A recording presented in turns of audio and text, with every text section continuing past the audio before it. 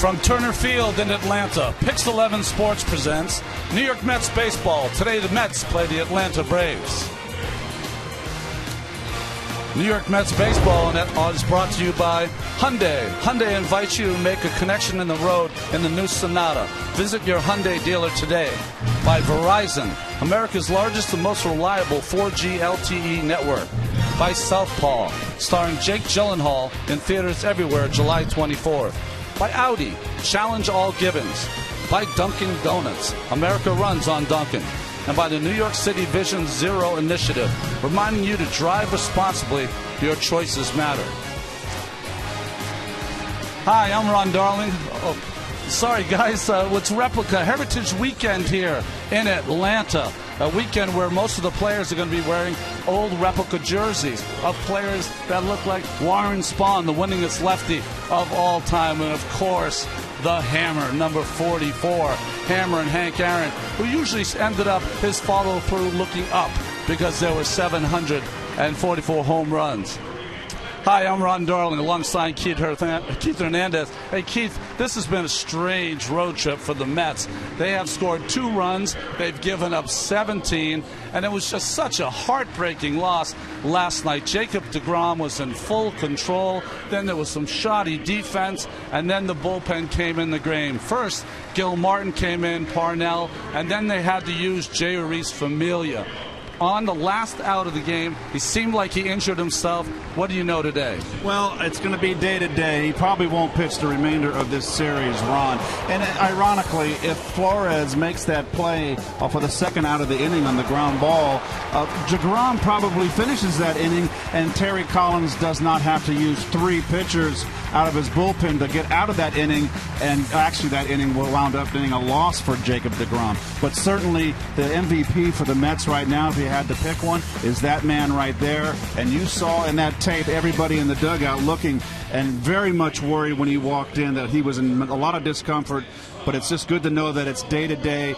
They're going to give him 2 days off, a day off on Monday, probably back at it, hopefully in Milwaukee. Yeah, hopefully with those days off, he'll be back ready to go. The Mets are ready to go tonight with Noah Syndergaard, who has been outstanding, especially in his last start against his old team, the Toronto Blue Jays, where he struck out 11 over 6 innings.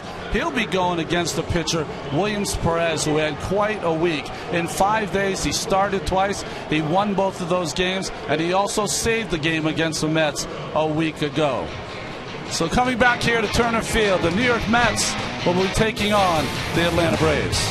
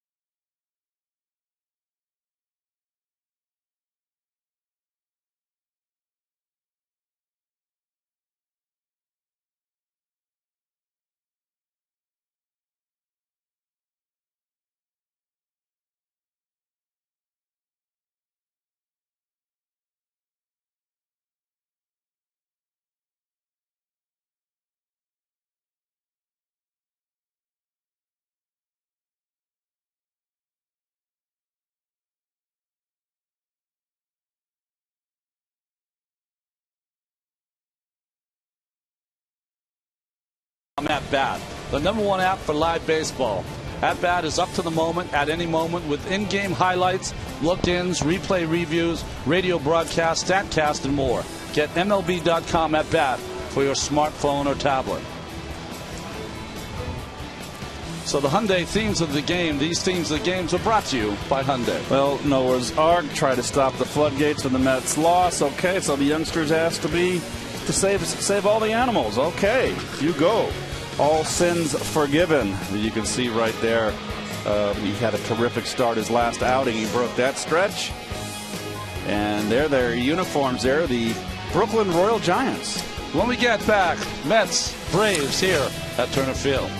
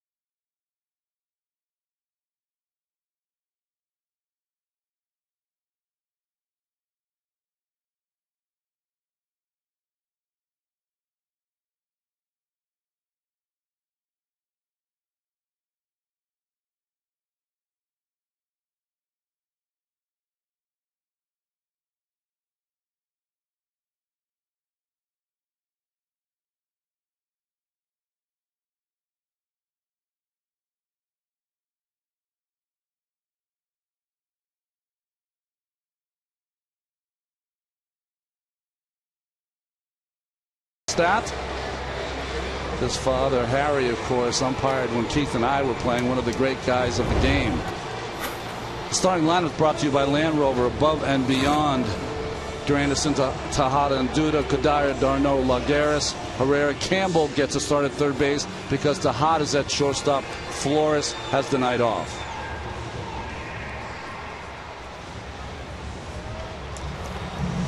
Well, like I talked about before, it's Heritage Weekend. Both teams are wearing old replica jerseys of the Negro Leagues. The Mets have on the Brooklyn Royal Giants. That's funny. The Royal Giants played, Royals and the Giants played in the World Series last year. But the Brooklyn Royals Giants uniforms, it's a whole lot of blue. And Atlanta's in the uniforms the Negro Leaguers wore in the 30s and the 40s. There's Williams Perez, the starter for the Atlanta Braves. Well, you can see, Gron, he was called up in early May, did some relief work, has had some nice starts, and you see he's got a nice sparkling earned run average. You know, it's interesting watching him pitch. We saw him save a game against the Mets. Very loose arm. He kind of had a little sink on his fastball, slider, throw any pitch at any time, at any arm angle. They've been impressed with his control so far and his ability. Kind of a loose arm guy. And 24 years old, too, a youngster. And we'll take a look at the Brave defense, brought to you by Kia.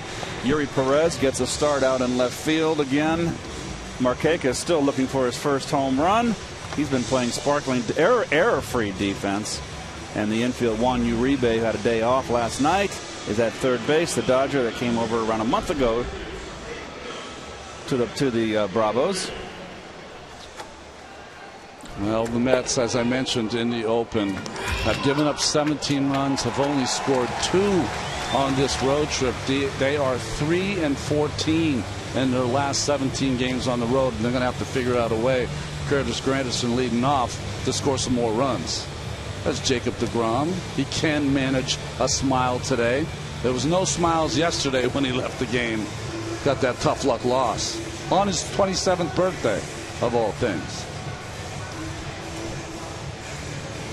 Well, Curtis has had a tough time of it of late, Keith. He's a guy that was walking and getting on base for the Mets, but that's even dried up a little. Yeah, they're going after him now. He's currently, since the start of that 2-game, well, I'd like to call it a 2-game stand against Toronto. Actually, it was a 4-game series. Yeah. But since the opener, that 4-game series, 1 for 18. So it's been tough sledding for Curtis.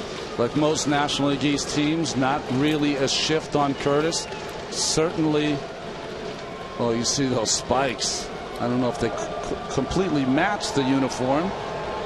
I'm sure they didn't have those spikes in 1930. Socks are kind of nice. I don't mind the socks. Just a beautiful night, 79 degrees. At game time. Had a afternoon downpour. I know it didn't rain here, but I was at the hotel. It was a torrential downpour for around 45 minutes, which is typical of the weather here in the summer. It really is. When I was here, they had the tarp on the field, so they were expecting the rain to wash through here also, but it missed Turner Field. That's Ruben Tejada on deck.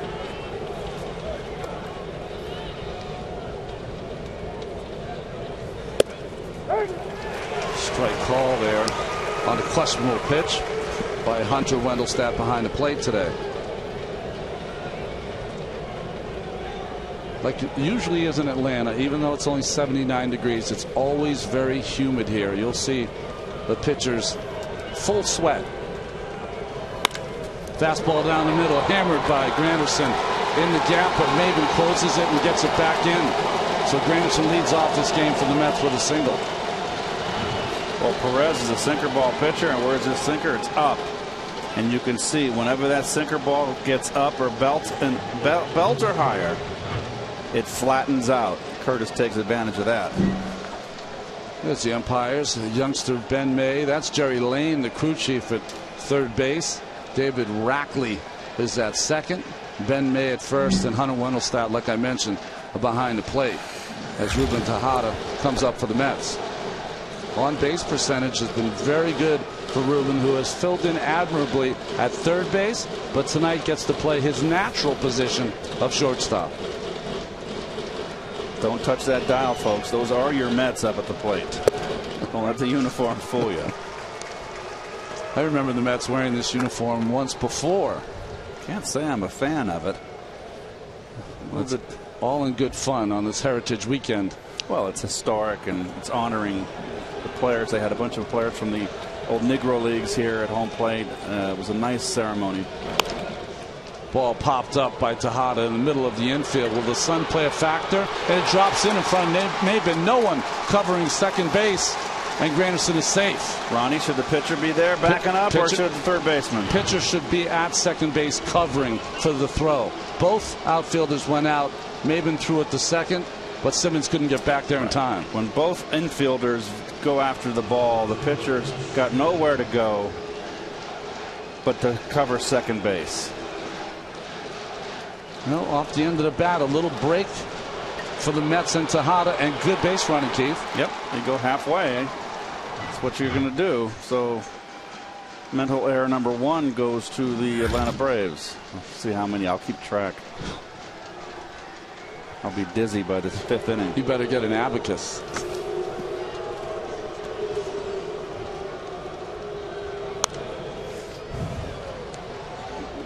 So the Mets are coming out swinging the bats. They have done that now for quite some time. Complete change from early last year. Much more aggressive under the tutelage of Kevin Long. And sorry, Ronnie. I just have to note this is what's been giving Lucas trouble. This off-speed changeup.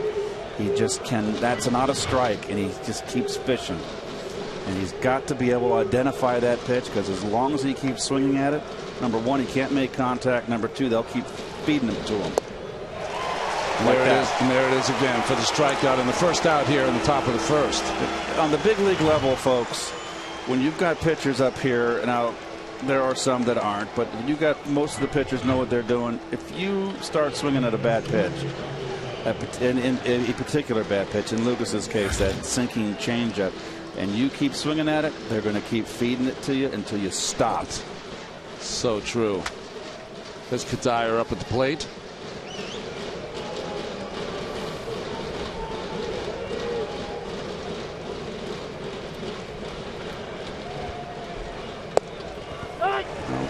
Mr. Perez has been very aggressive too against the Mets hitters. He's up with his pitches. Sinker ball pitchers. Now's the time to get him. There's an old adage about sinker ball pitchers. As they get along in the game, the ball will start to go down more because they get tired. Yeah, right, their arm gets a little tired. He's probably a little pumped up right now. Right.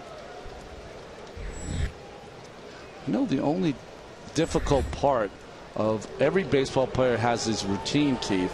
And when you're wearing a different uniform, it takes you kind of out of your routine.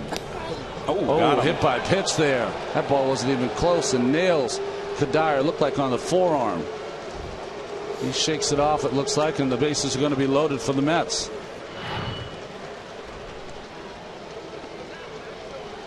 Maybe sits the second one, the top hand.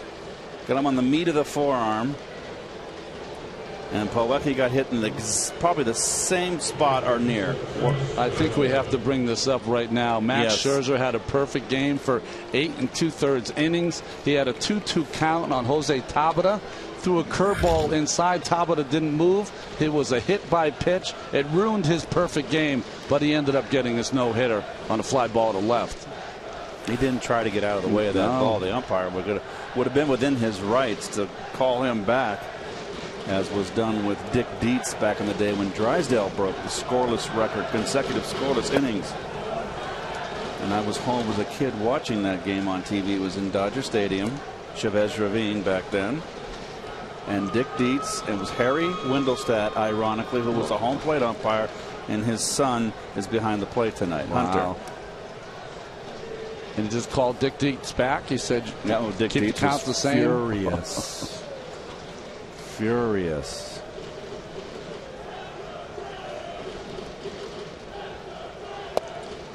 Another ball upstairs.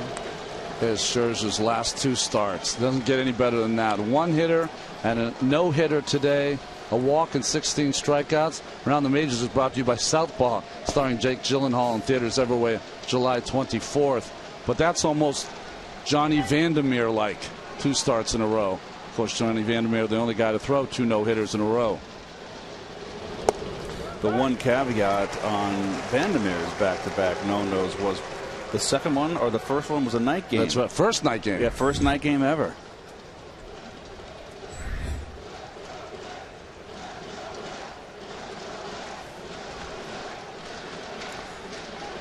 Pretty much straight up on d'Arnaud. d'Arnaud takes 2 fastballs in a row to even the count here at 2-2.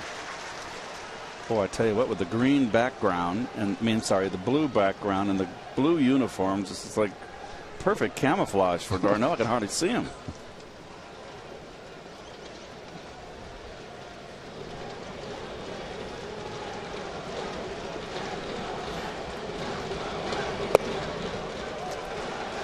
That ball away, so a full count here to Travis d'Arnaud.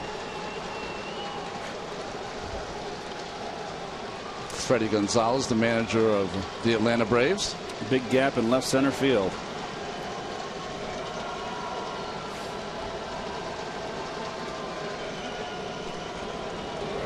Ball hammered past to Donnie Uribe at third base. Granderson will score. Here comes Tejada. And he'll be safe also. 2-0 Mets.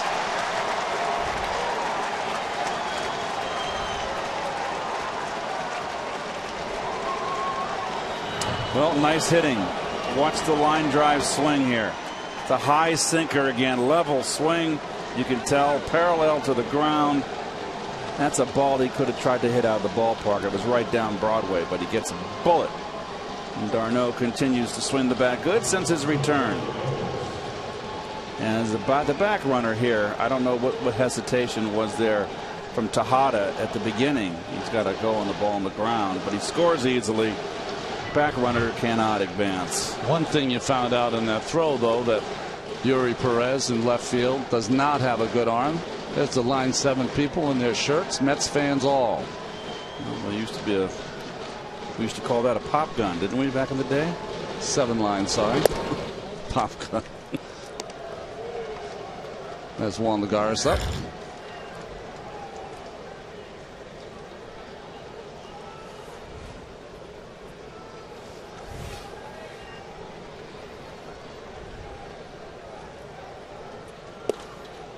Well, he's really up with his pitches. Lagares, you can see shaking his head, did not think that was a strike. It's only 1 strike. It's a 1-1 count.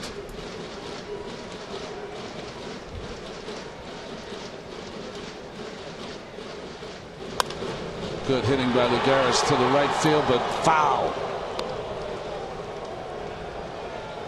Heard a line the other day that Kevin Long was using with his players to make them get a good pitch and be aggressive. It's better to be 0-1 in the count than 0-4-1. I thought that was interesting. I'd never heard that before.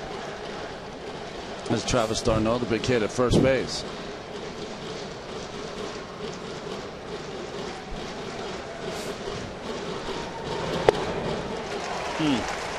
And Perez gets his 2nd strikeout of this inning. Duda and now Juan Lagares. And this is Max Scherzer. This is the hit batter on the 2-2 count. A little curveball inside the Jose Tabata. Stays inside. Tabata doesn't move that elbow. And the home plate umpire awards him first base. That ends the perfect game. This is the last out. Josh Harrison with a fly ball to left field. Remember last year, Jordan Zimmerman had a no-hitter. The last out was to left field. This one a little easier catch as the Nationals and Scherzer get a no-hitter.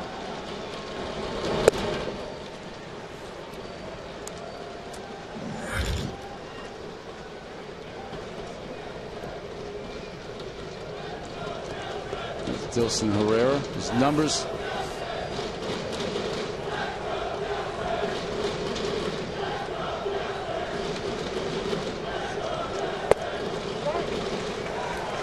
Dilson has been 1 for 8 on this trip, and that was the 25th pitch thrown this inning already by Williams Perez.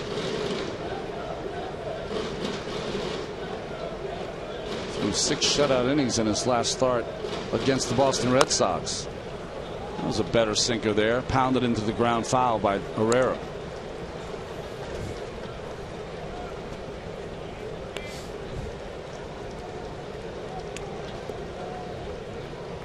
I can't get used to these uniforms the Mets are wearing. Almost all the players are wearing their socks up or their pant legs up.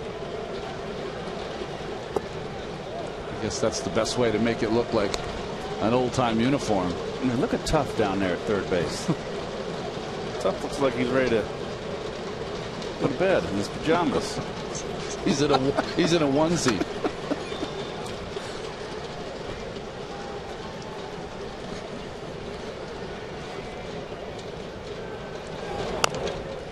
Another one pounded foul by Herrera. Well, Dilson hasn't really caught fire, and I think he's got a chance to be a good player. I'm glad he's getting an opportunity to play every day. It's a big chance for him. 21 years of age, big, bright future in front of him. Plays the game the right way, hustles, smart player.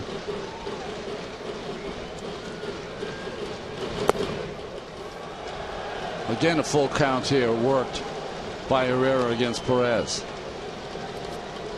The one thing about Herrera, though, Keith, when he first came up last year, he really showed a lot of promise with the bat. He's been given a couple of chances here. He hasn't done that yet. Nope.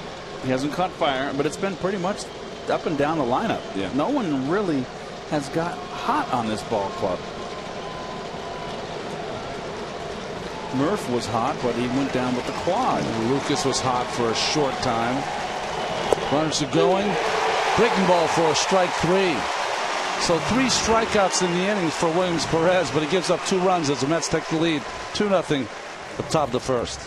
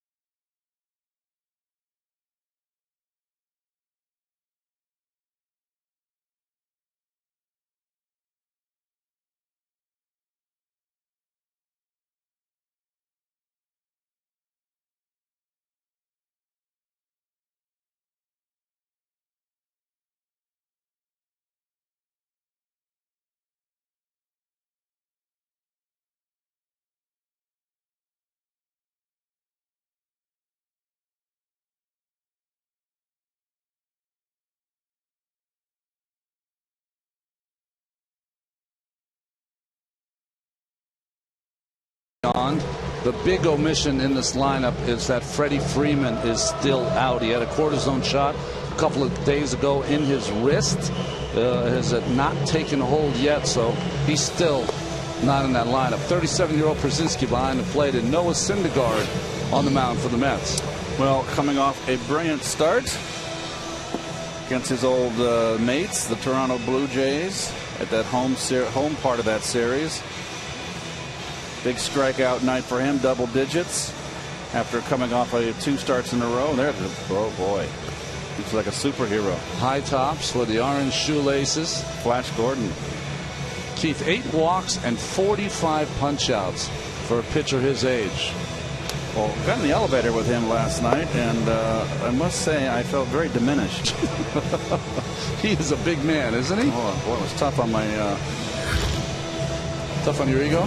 Well, fortunately, I got good self-esteem. He's a giant. It's as big as it gets, right? Yeah. Lots of Mets fans here. That's fantastic to see. Well, the Mets scored 2 runs in that first. That's as many as they've scored in the first 3 games of this road trip. So that's a good sign. As Jace Peterson, who we've been impressed with, had a big double last night. Game winner.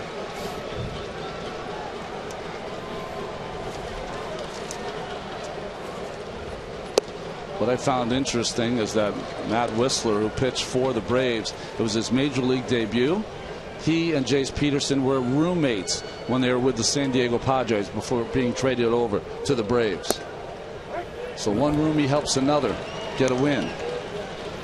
Well, Syndergaard's bringing the cheddar with him again, once again to a start. He's a hard thrower. Very interesting take back. It does. We've noticed it before, but for you folks that have not paid attention or haven't watched, or been on vacation or whatever, he just takes the ball right out of his glove, doesn't bring it down below his waist, and just wings it. Ball hit the left field by Peterson, almost over the head of Kadire, who misjudged that play, but at the very end makes the catch for the first out. Gets turned around, turns around twice, and backhands that play. You never want to backpedal there, and you start backpedaling, you need to get out of that because the ball starts bouncing on you. Nice recovery by Kadire. Cameron Maybin up for the Atlanta Braves, injury free and playing as well as he's ever played in the major leagues. 5 home runs and 33 RBIs out of that second slot.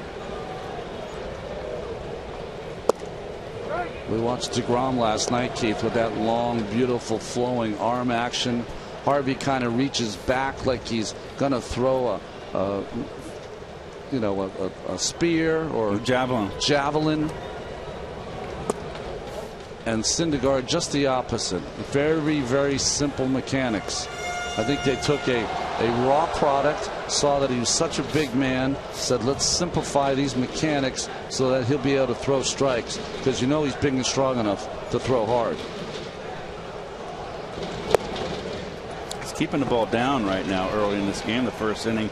His last start, Ronnie, he really threw his changeup more. He had good command of it, but still his changeup is his 3rd pitch. It is a work in progress. And if he ever gets if he gets his breaking stuff over, he's got a good breaking ball. That may be all that he needs.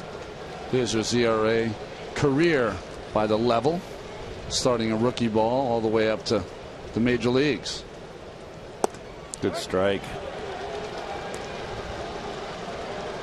Yeah, it's interesting how, I guess the level of competition, you learn. Well, he had a tough year last year in AAA, so that was his highest year. Dominated those young kids in rookie ball. They had no chance.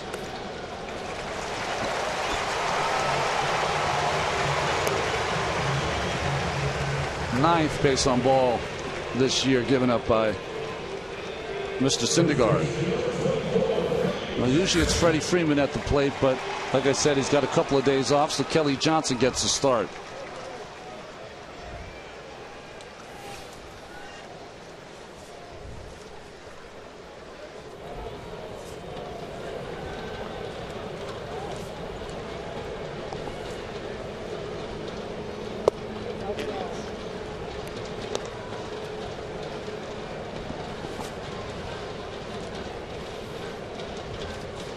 close pitch there by Syndergaard, called the ball. It does take some taking to get used to wearing this new uniform to go out there and pitch. Now, I'm not making excuses for anyone. Everyone's got to wear the same uniform, but it takes some time to get used to it. I would almost want to have the uniform 3 days prior so I could throw on the side with it. That's what I would try to do. I'm not kidding. To get used to it. Fastball down the middle, lifted foul by Johnson. And we'll take a quick look at your Metsy defense. Brought to you by Kia.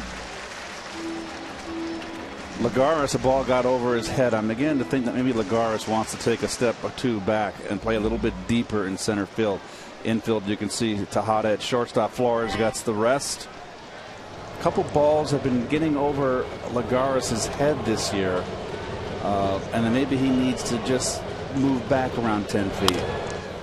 And, so he can cover more ground on the deep balls. He's great anywhere, going left, right, back, forward. I think he is playing deeper. He is playing a little bit deeper right now, yes.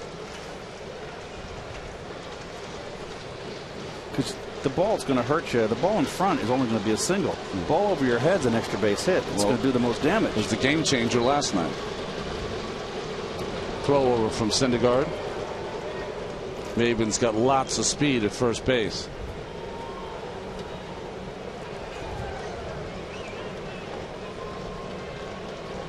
It's a little different team to try to punch out. He had 11 punch outs against the Blue Jays. This team is one of the best in baseball. What a jump by Maven. He was almost at second base by the time that ball was hit by Kelly Johnson as Granderson makes the catch for the second out. I mean, at some point you got to yell step off to your pitcher. Once you break, it was kind of perfect timing. Yeah. A lot of times as a first baseman, Ron, you're kind of you say step off, pitchers usually react with a step off. Yeah. It shouldn't be a balk. But you don't want to say step off and then the guy not go. But that was obvious. But I think you're right. It was just perfect timing. It was just when Syndergaard broke his hands.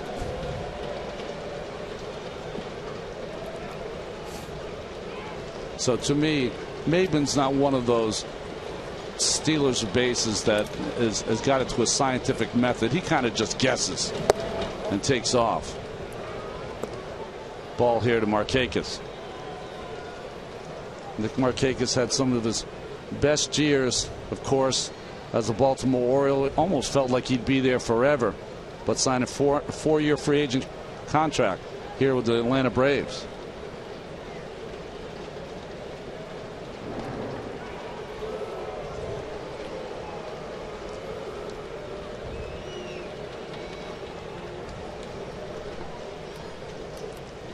Markakis is born in Glen Cove, which is local here, moved to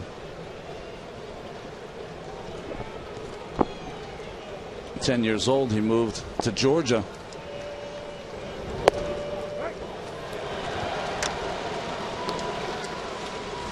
.97 mile an hour, and that's what you're going to see most of the night. 96, 97, 98. It can be consistently up there in the high 90s. He's a little bit like Zach Wheeler or Syndergaard in the sense that he always seems to bring his fastball and retain his fastball for a long period of time. Well, we've yet to see him not have it. Ground ball to the right side. Easy play for Lucas Duda to end the first. So after getting 2 innings in the top of the first, good shutdown inning there from Noah Syndergaard as the Mets lead 2-0.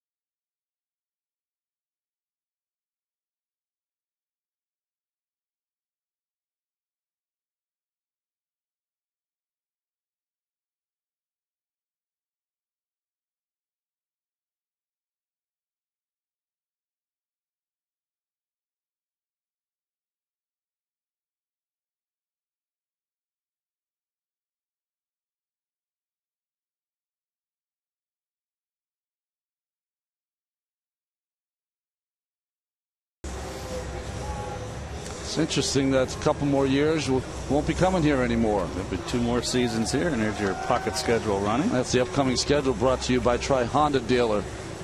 Saw the 4-game series with the Blue Jays this weekend here in Atlanta. The Mets have a day off Monday in Milwaukee and then play 3 games there before coming home for a 3-game series against the Cincinnati Redlegs. And the unusual 5 o'clock start tomorrow on picks. Not a 1 o'clock game, a 5 o'clock game. That is an unusual time on a Sunday. So much for dinner hour in Milwaukee. That's right. Well, Eric Campbell up to the plate. He's playing third base tonight with Ruben Tejada in the shortstop position. Williams Perez threw 30 pitches in that first inning after giving up 2 runs to the Mets.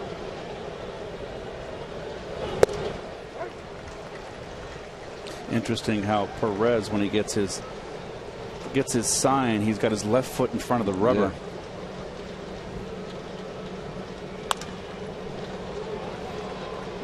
Yeah. Yeah, he's almost like he looks like he's ready to start a dash towards the plate. And normally you have your foot on the rubber and your other foot is behind the rubber. Or at least even. Yeah, he's got it in front. And now he steps back, has a big step back. Oh, actually a step to the side. Almost all upper body. Doesn't use his legs at all. Just a live 24-year-old arm.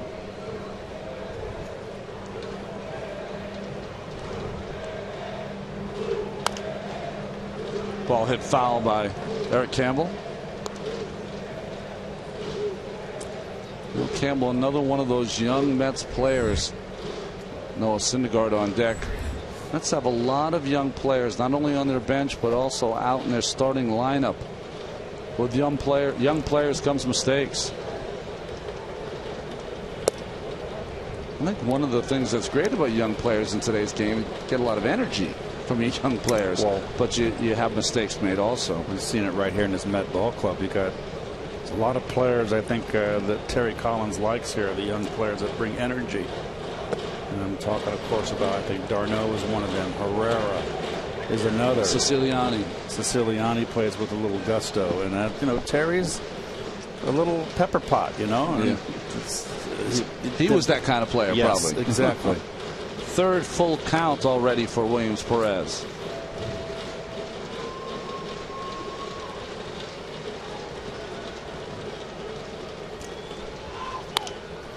Hit hard to the left side. Picked, though, by Juan Uribe. And the strong throw to first base for the first out. Well, Uribe made an error last night in the 9th inning. That gave Mets a little bit of hope. That's not an easy play. Makes that one look very easy.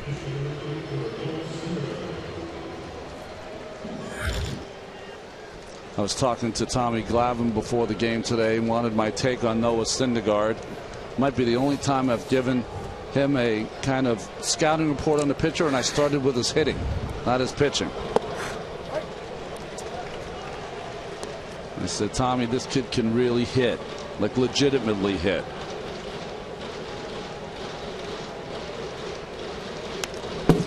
Best hitting pitcher I ever faced was a guy from San Diego Padres. I think he could have been an outfielder instead of a pitcher if he wanted to be. Tim Lawler. Do you remember that name? Yeah, Lawler was a good hitter. You also had Rick Rhoden, Donnie Robinson. I thought Donnie Robinson was a better hitter than Rhoden. Robinson had power.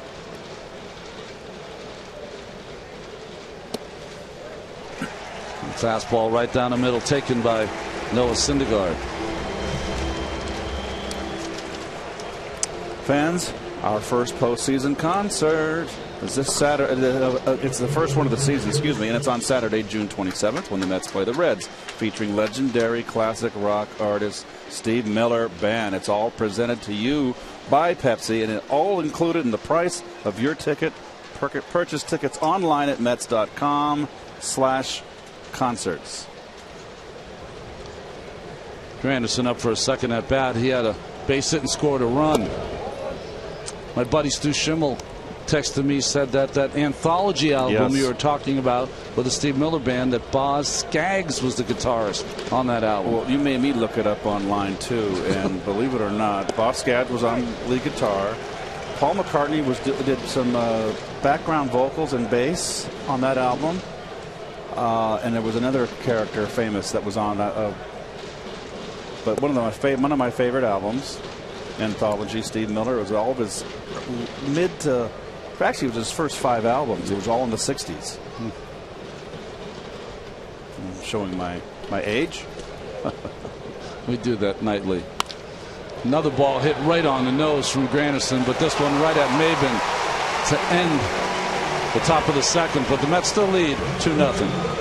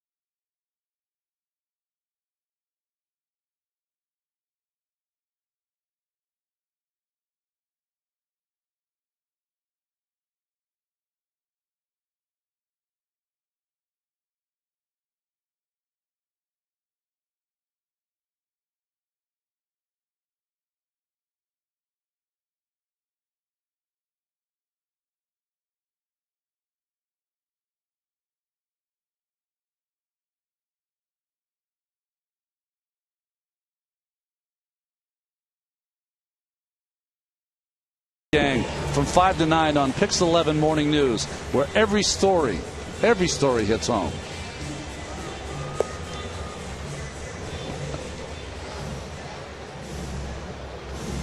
Uribe might be the only player that looks pretty comfortable in his uniform. What a heck of a player he's been. Yes. Always a winner. He was on that 2005 White Sox team that won the World Series. Of course, on the San Francisco team that won a World Series. Yep.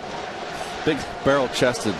He is. He is strong, and he's a cut and slasher, very dangerous hitter. And he doesn't waste any time and never gets cheated.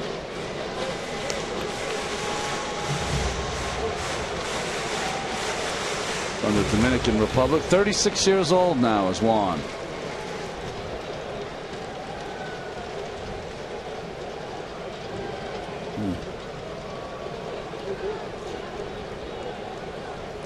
He was in charge when he was in the Dodgers, and not only playing third base, but trying to keep an eye on Yasiel Puig. Oh. That's not easy. Good curve. That's the best breaking ball so far.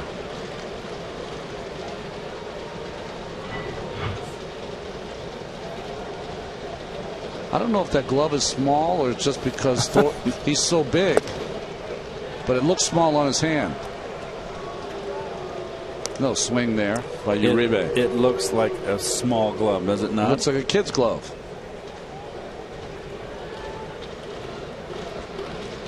The lace is not tied at the bottom of that glove. Ground ball to Ruben Tejada at short, gobbles it up. First out here in the bottom of the second.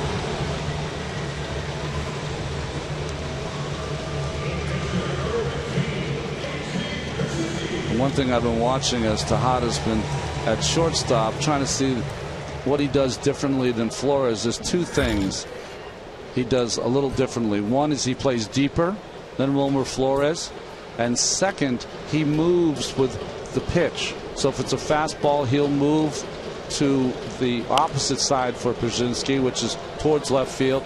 Breaking pitch, he'll move a little to pull for Pierzynski. That's something you don't see Wilmer do as much.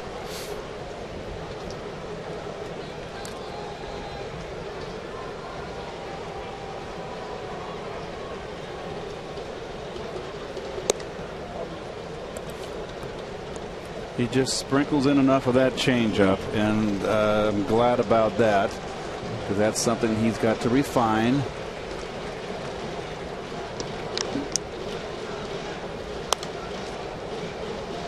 That fastball has a little run, enough run that it's getting off the good part of the bat for these left-handed hitters.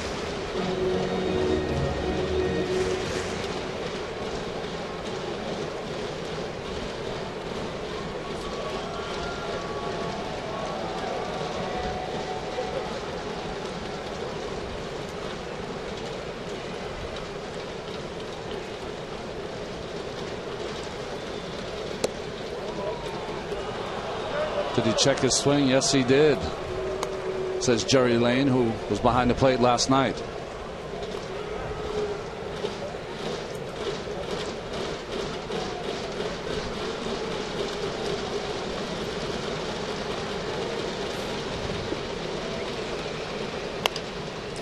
Hey, Keith, do you think there was a day that as a veteran player, if you're a good player, that you would get the benefit of the doubt on a check swing from the umpire? Definitely. Yeah. Yes, absolutely. Yeah. Particularly if you had a good eye. I mean, you got a lot of close calls go your way too. I mean, the all-time great was it said you couldn't get a called strike on Ted Williams. Because Ted Williams, if he didn't swing at it, then it wasn't a strike. Precisely.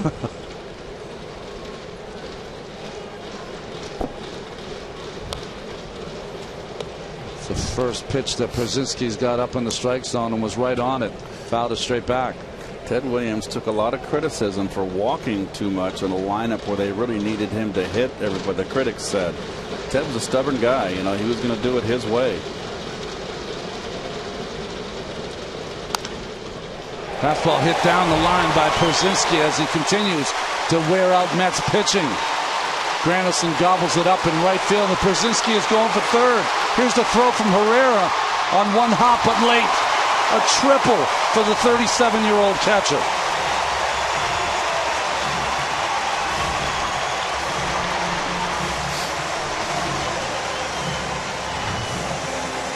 Right down the line, and I think Granderson has a little bit of trouble here in the corner. Oh, the ball got stuck underneath the runway, got the padding, and ran along the gutter. If it didn't do that, it would have come out to Curtis. But you can see right here the padding where it ends, and it just kind of hugs it and stays underneath.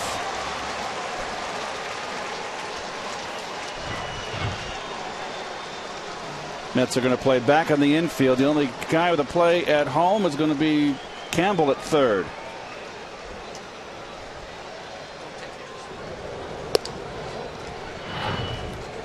Well, this is why you do your sprints. AJ's going to hate this, but this might be the best 2 minutes in sports right here. He never picked up his third base coach. See, kids, you make up your own mind right there. That ball's in front of you. You don't need your third base coach. Good cut by Simmons. He's been another thorn in the Mets side. He always seems to be in the middle of big innings. Yeah, he started that rally against DeGrom last night. It's one of those cases where the opposition is giving you the run if you can hit a ground ball up the middle. Or just a ground ball. That's always a good pitch. Something you don't see enough today. It's not anywhere close, but look what it does to the hitter. Hey, that's my inside corner, not yours. It happens so seldom that the hitters' reactions are always of can't believe that someone came in that close.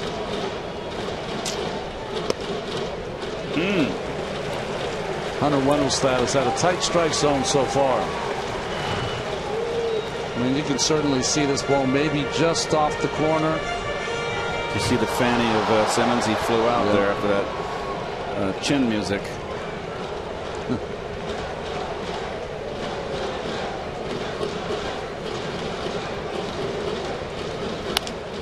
Fastball in, looped into right center field, and it'll drop in front of Lagares.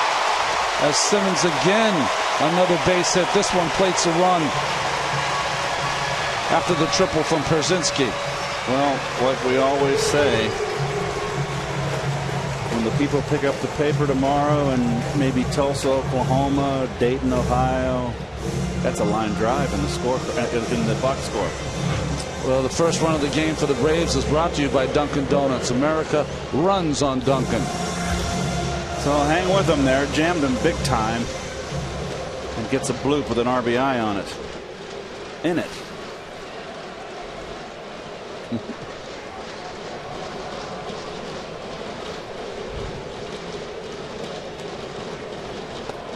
Good slider. If he ever commands that, Ron, and throws it hard like that, that's when the game will be over. That's stuff like Nolan Ryan had. He had the 98. Nolan Ryan didn't throw 100 miles an hour every pitch, but Nolan threw every bit as hard as Syndergaard and had the hard hook. So whenever Ryan threw those games, when you saw him strike out 16, 17, or 15 batters, you knew he had it. It wasn't that he was his fastball. You knew he had his curveball that game. His curveball, and he was commanding his fastball. Both.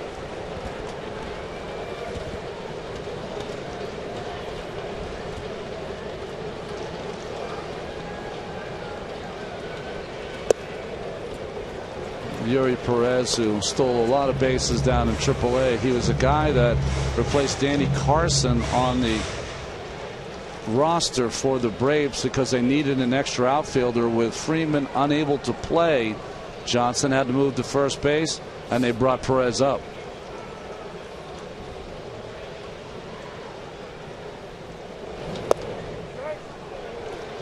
It's the best I've seen him keeping the ball down with his fastball in the strike zone. If he starts getting some of these calls like this one right here, he's going to be in good shape.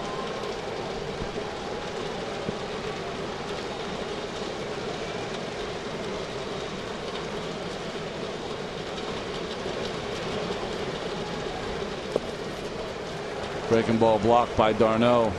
Nice job by Travis. This is Syndergaard's third full count here.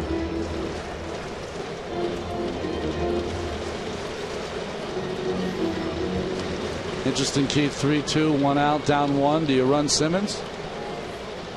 Hard to run against a strikeout pitcher, but couldn't second guess one way, either way. Okay.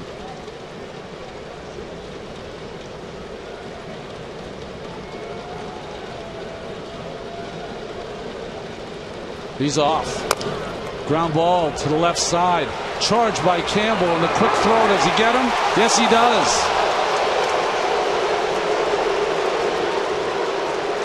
Boy, I tell you what, that Perez can fly.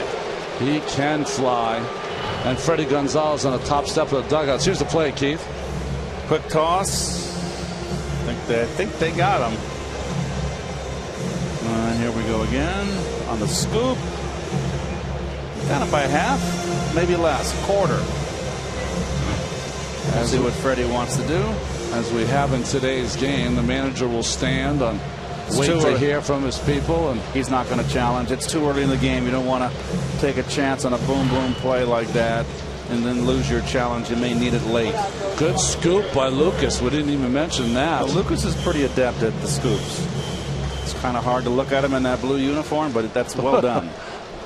And as they do in roller derby, Freddie Gonzalez called off the jam.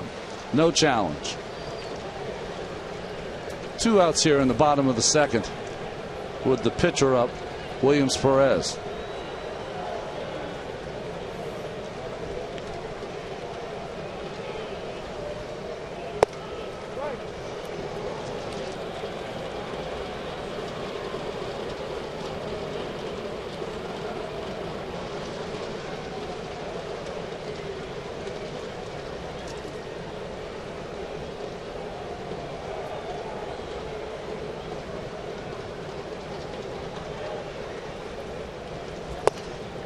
Tell you what, this inning, Ron, he has thrown a lot of breaking balls. It's interesting. Bottom half of the order, too. A lot of breaking balls. We've seen a few change-ups, but the problem for both Syndergaard and Perez for the Braves is that was Syndergaard's 25th pitch. Perez had a 30-pitch inning.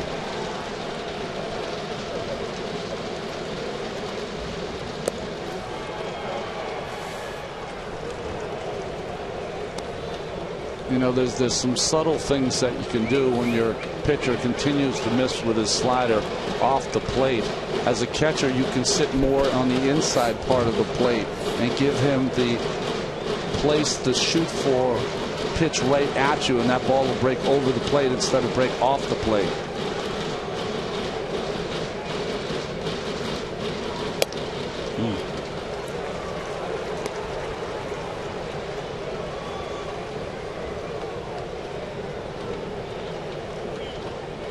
I think it's time to go after this pitcher and put him away and go in and grab a seat. There's no reason to throw him a slider. Throwing 98 miles an hour on the last pitch. Just let it go, and Perez will sit down.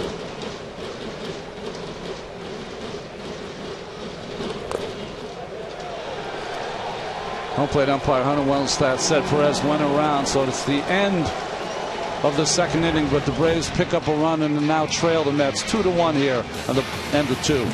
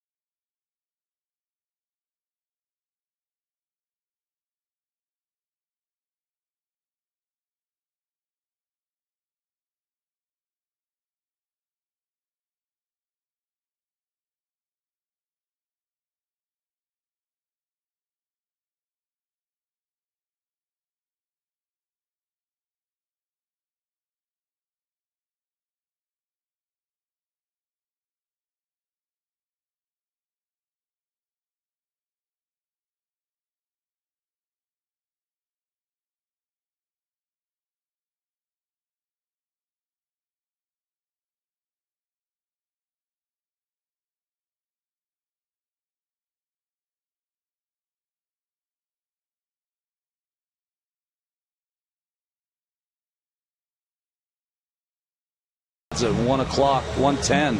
First 15,000 fans will receive a Lucas Duda growth chart courtesy of SNY. After the game, all kids 12 and under can run the bases with Mr. Met in the Mr. Met Dash. For tickets, visit Mets.com/Family Sundays. Oh, there it is. Oh. The cow got me. That's why I stumbled over that ad. Chicken. Did you have a growth chart in your house? Think chicken. Think chicken. Scared me. Did you have a growth chart in your house for you and your brother? I would have loved to have a growth chart of Mickey Mantle. Right? That would have been great. That's a great idea, I must say. I tell you, the kids today, they're kind of lucky. They didn't think of those things when we were young toddlers running around. No, but you couldn't even get a uniform. No. Couldn't get a uniform. Shoot, I'd have worn Mickey Mantle's uniform all to school every day. All we had was the baseball cards. Yeah. That's what we had. We used to put them on remember the spokes of our wheels on our bikes? Trade them. And they make the noise on the, did you ever do that on your bicycle? Did that on the bike. Traded them. You play leansies against the wall, right? Yep. Flip the cards. Leansies.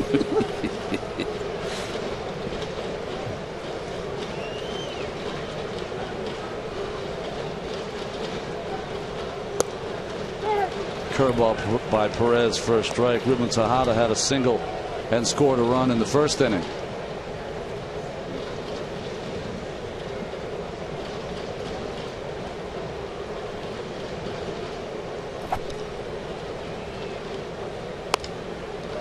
Another swing dumped into right field, but this one Markakis will have.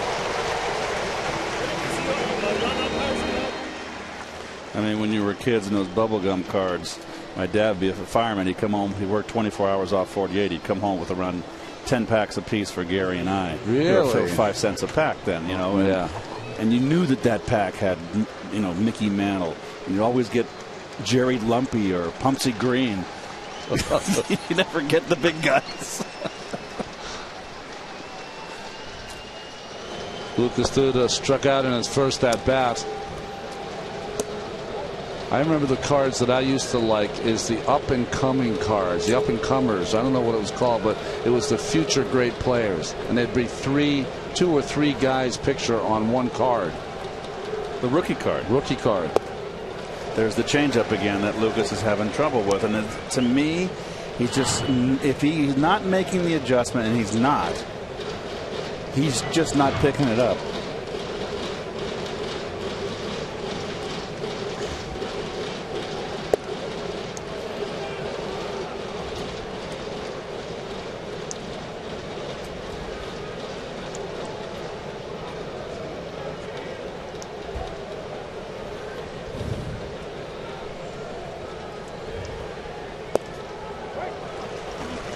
So I guess you can watch all the tape you want, take all the batting practice you want, but if you don't lay off the pitch out of the strike zone, it doesn't matter.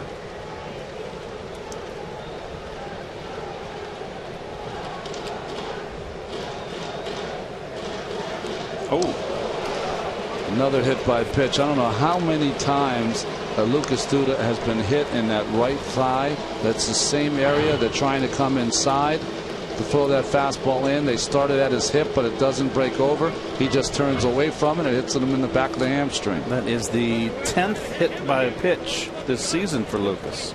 That's a lot. I mean, he's on a pace to be hit 25 times this year.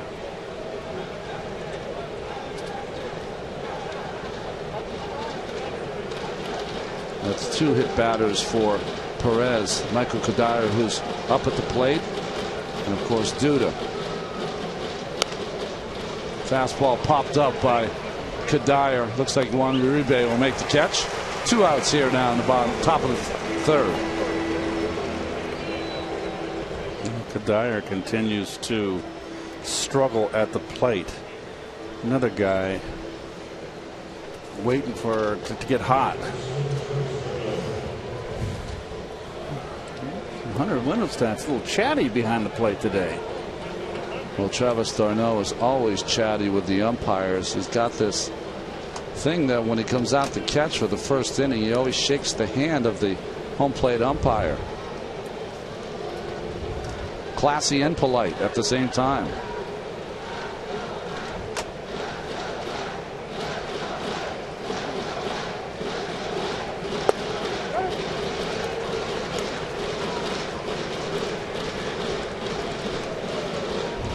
Williams Perez had only hit 2 batters before this game, and now 2 in this game. Ground ball to the right side, but scooped up. 4-3 on your scorecard. New York Mets baseball is brought to you by Southpaw, starring Jake Gyllenhaal, in theaters everywhere July 24th. Now here's a sneak peek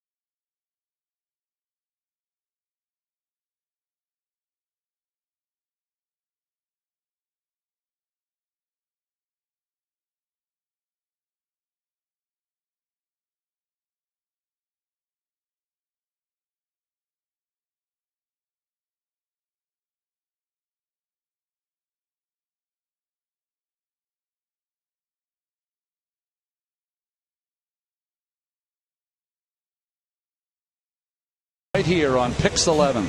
That's the Mets versus the Braves tomorrow at 5 p.m. on Pix 11, New York's home for baseball.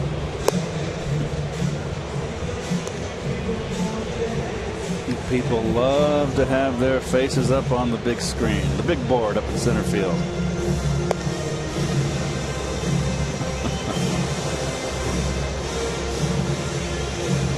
They love the dance cam, the kiss cam, whatever it is.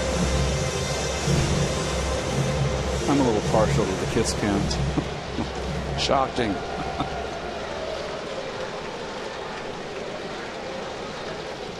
Peterson, the hero of last night's game, flew out to left field in his first at bat.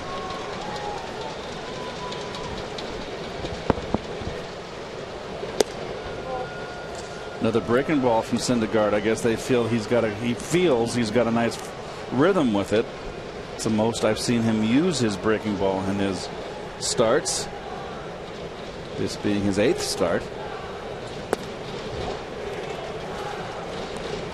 Ronnie, if you're a young pitcher and you feel like you got your curveball and all of a sudden you get in trouble, can you lose your command of your fastball? Absolutely. I think that when I was a younger pitcher, I'm talking about my first 50 starts, I would try every start to establish the fastball on both sides of the plate, and then I would start to sprinkle in the breaking ball off that fastball, but not until I could throw it to both sides of the plate.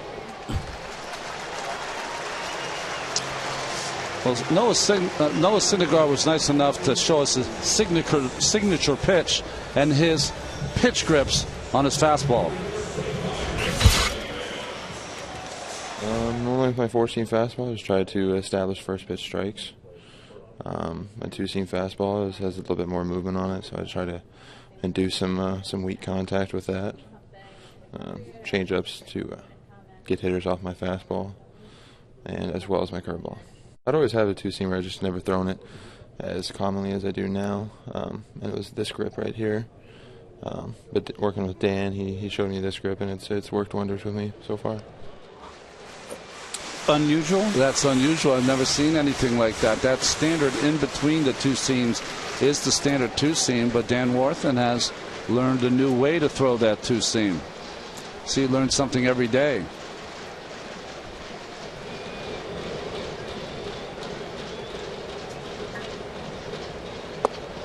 When I say 2-seam, I'm saying that he's throwing the ball with the seams. He's on top of the seams, which is very, very unusual. Because when you get between the seams, you'll get the correct kind of spin that'll work its way against lefties. But listen, anyone who throws over 95, maybe that kind of grip there works better for the sinking fastball. Runner going and no one covering. What? Nobody covering second base, as Peterson not only steals second, but proceeds to third as the Mets fall asleep.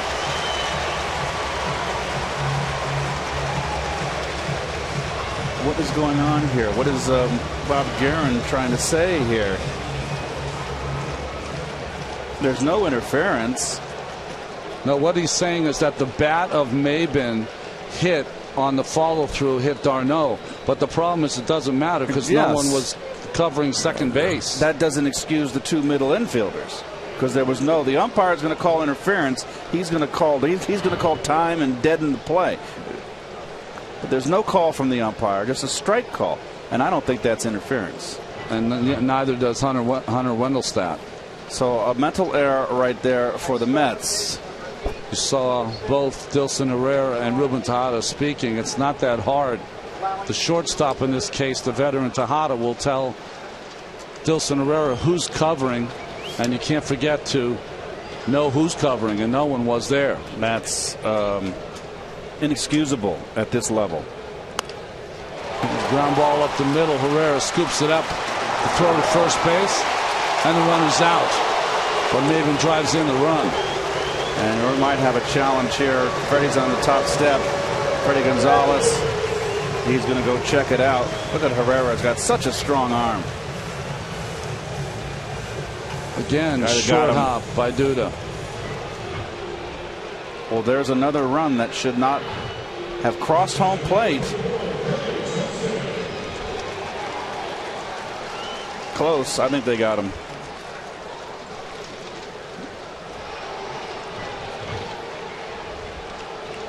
That's just a lack of communication between the two middle infielders there, and the veteran out there is Tejada. Okay, it shouldn't even be a rookie mistake. You as a middle infielders, you always say, okay, who's covering? You let each other know, and it's usually the opposite field. So left-hand hitter, shortstop covers. Right-hand hitter, second baseman covers. So Maben was up, so Herrera probably 90% of the time should be covering on that play. So if you're scoring at home, Travis d'Arnaud gets the error. Probably should be on the second baseman, Herrera.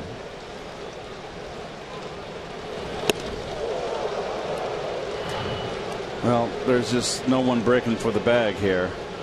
Big jump by Peterson. That's just a I mean, d'Arnaud's got to assume, and assume is not the word. Someone's got to be there to catch my throw.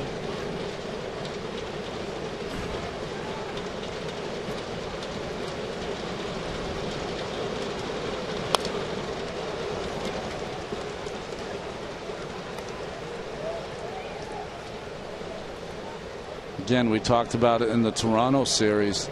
You give major league teams 29, 30, 31 outs, and you're going to get burnt every single time.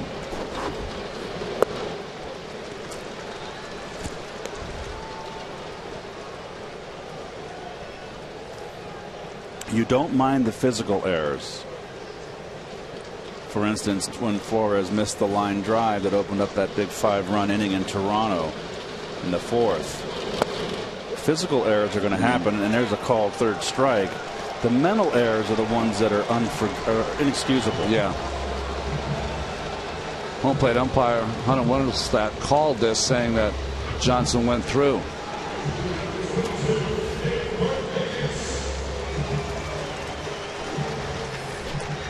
You know the thing, Keith, that is really bad about it. It looks so sloppy. It looks like A-ball is that where that kind of stuff happens. It's not supposed to happen at this level.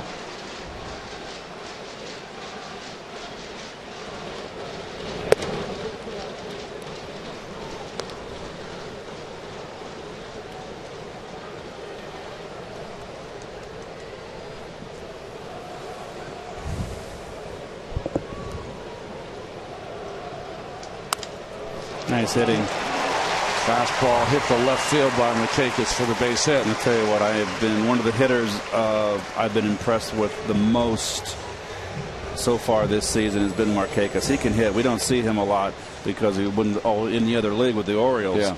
He swings a nice bat.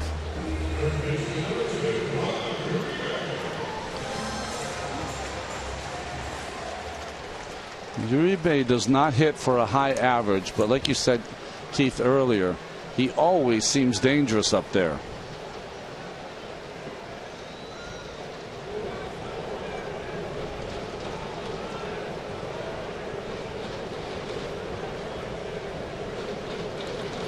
He's that 250, 260 lifetime hitter with pop and dangerous. I mean, he can be pitched to, and you can make a hellacious pitch, and he might knock it for a mile. Or you might throw one down the pipe and he'll swing right through it. But you just unpredictable. Good player.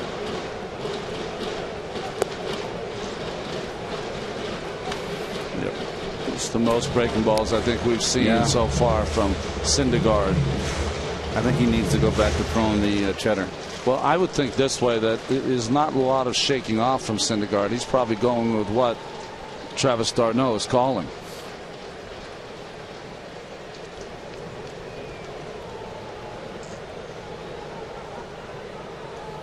There you go. You know, because it's become such an important part of the game, and you don't know how the inning would have held up as this fastball gets by Uribe.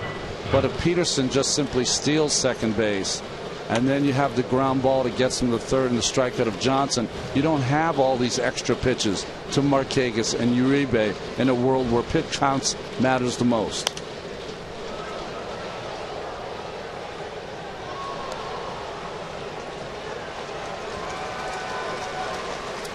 Well, The more and more I see of Syndergaard, the more and more I'm glad he's in a Met uniform.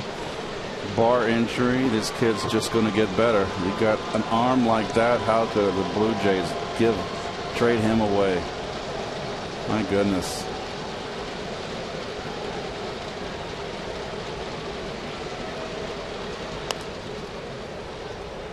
He's doing a nice job with that fastball, being able to pitch inside and out.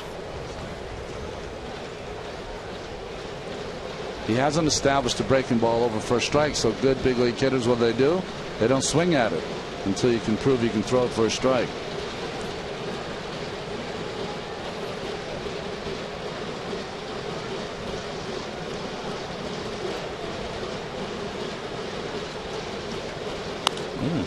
Fastball in, ripped by Uribe.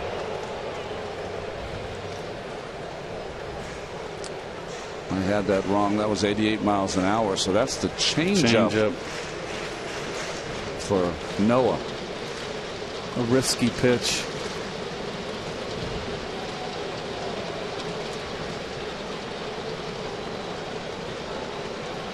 There's a shakeoff run.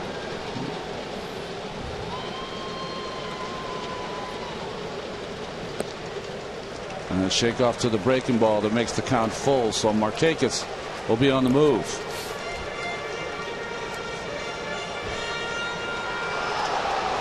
This will be the 8th pitch of this at bat.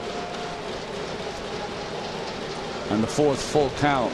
Fastball away. And this came for Noah. He wants to throw a 3-2 slider.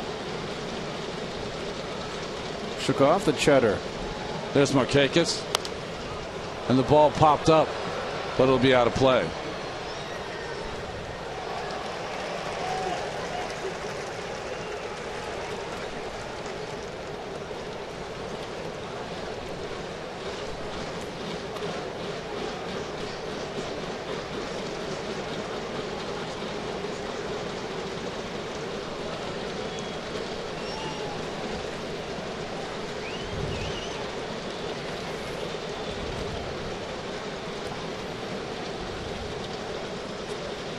Markakis on the run again.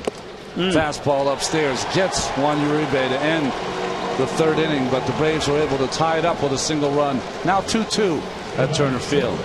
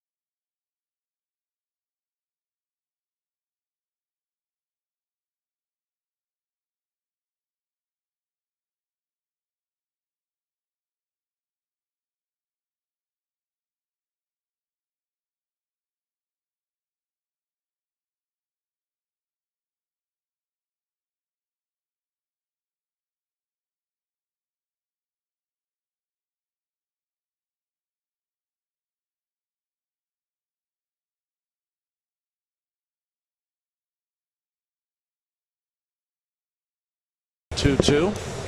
Lagares will be leading off for the Mets. Little missed. He gets awful hot here in Hotlanta.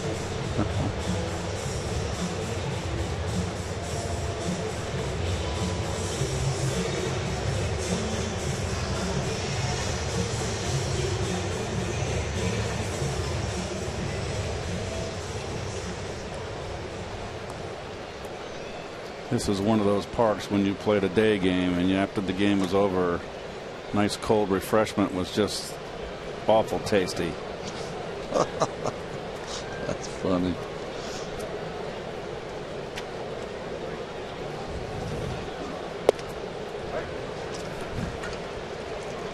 See, Lagares asking Hunter Windelstead, isn't that high? Late sink from Perez.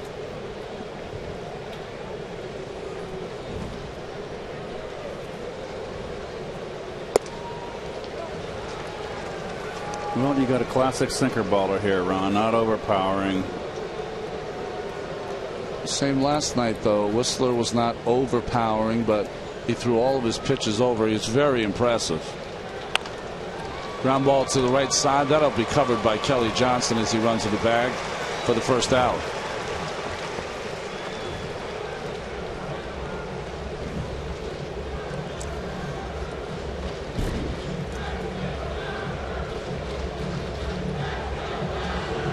Young Dilson. You know, it was honestly in between innings. We went back and looked, and we saw that both Herrera and Tejada were giving the signs to each other.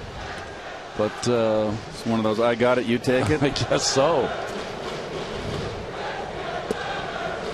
They've been throwing Dilson a little more breaking stuff here. Welcome to the big leagues. He'll make the adjustment.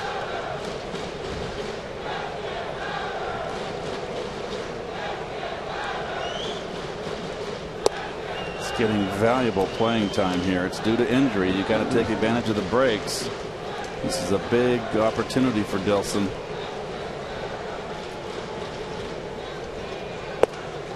It's funny how that works in baseball. Someone's misfortune sometimes can present great opportunities for you. Lou Gehrig, Wally Pipp.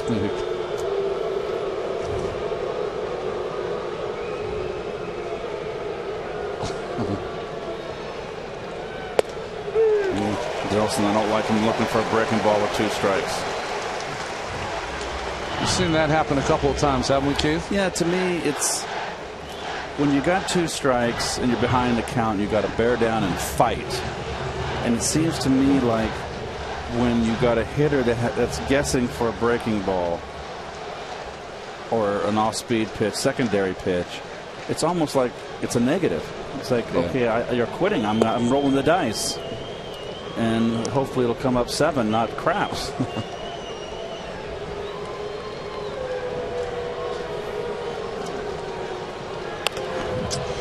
Today's high-speed pitch comes from Time Warner Cable. Enjoy better. Syndergaard, 98 miles an hour, 92 the highest for Perez.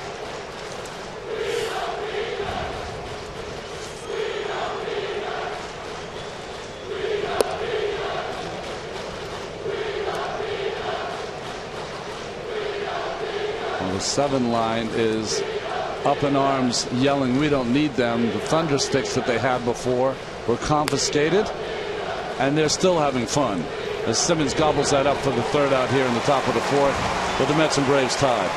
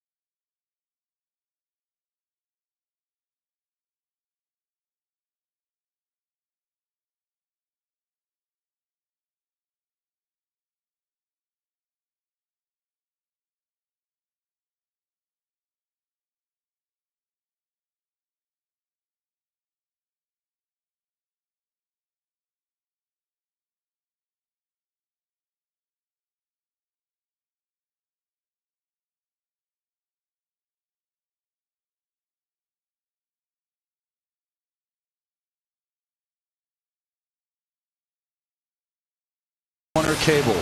Enjoy more shows on more screens. Time Warner Cable. Enjoy better.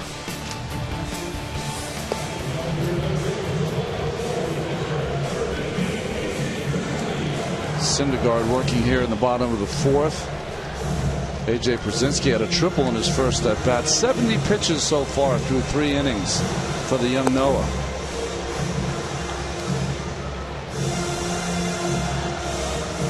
A lot of work in this humid weather.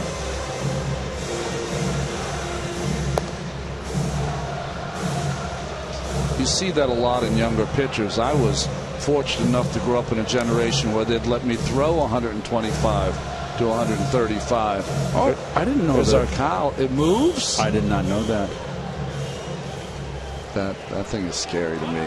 It's like clowns. I was just saying, in my generation of pitchers, if you not struggled as a pitcher, but if you couldn't find the strike zone, you still could throw 125, 130 pitches so you could go deeper in the game. That 100 pitch level puts you in harm's way when you can't get it together early.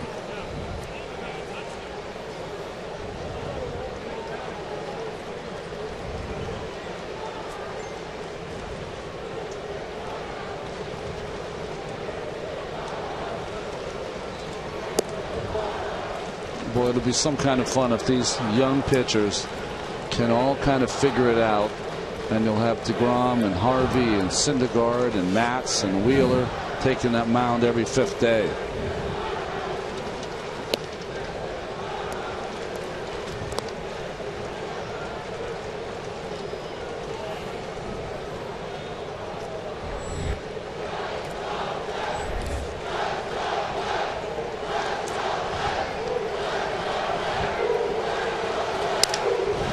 There's a ball off the broken bat hit there by A.J. Pierzynski as he continues to pound Mets pitching. A.J.'s working wonders at 37 years old, still getting it done at a high level.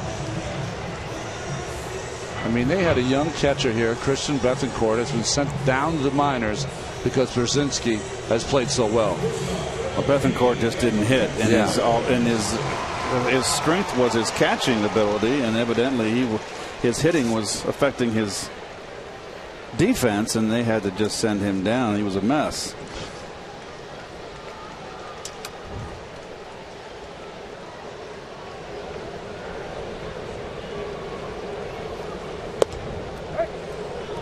Fastball for a strike from Syndergaard. Simmons looking at a lot of signs from third base coach Bo Porter. Manager last year with the Houston Astros, let go, and the Astros are having an amazing year this year.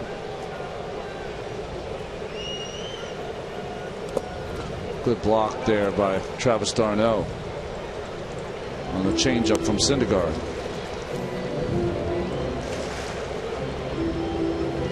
Nice crowd here tonight. Saturday night here in Atlanta.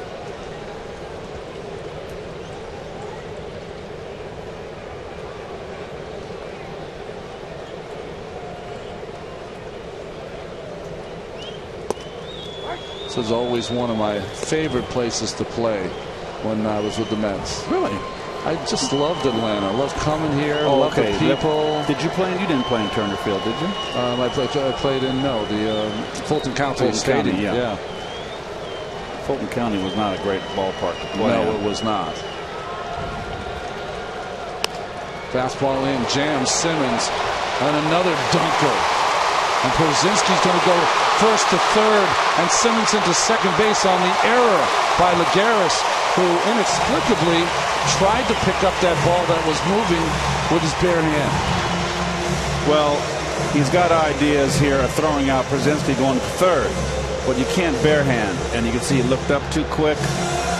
And second and third, and the Braves are in business here, and the Mets defense has just really been flagrant here, in full display.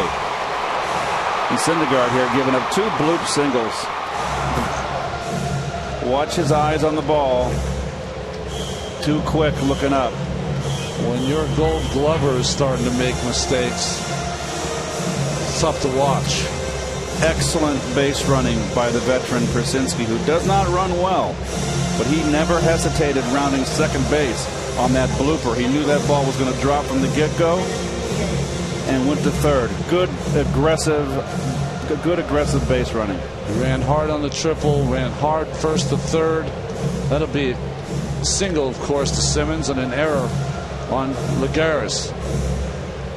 That visit by Dan Worthen was to stop this train from rolling, because the Mets pitchers have had to deal with a lot of this sloppy play by the Mets defensively, and see if Syndergaard can somehow get out of this inning. They're going to concede the run.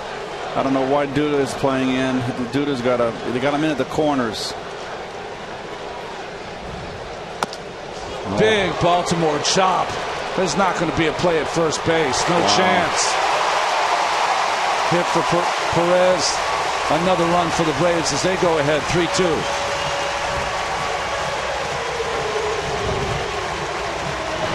Three hits in a row and not one ball hit hard. And so they say you put the ball in play, anything can happen. If you strike out, nothing's going to happen. Only one result, right? So the Braves here are very fortunate.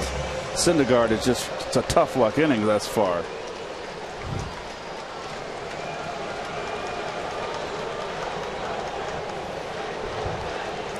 Still no outs here. Perez, the pitcher, should be bunting, and he is.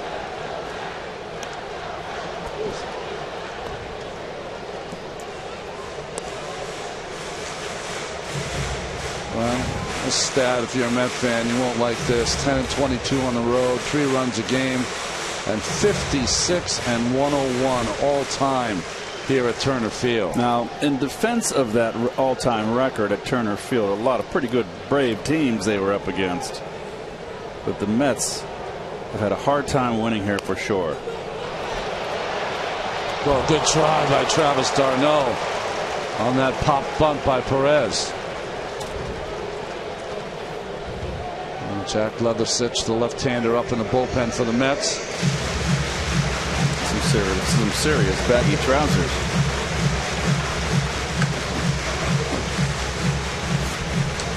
I don't know what Bo Porter can say to the pitcher Perez with Syndergaard throwing so hard.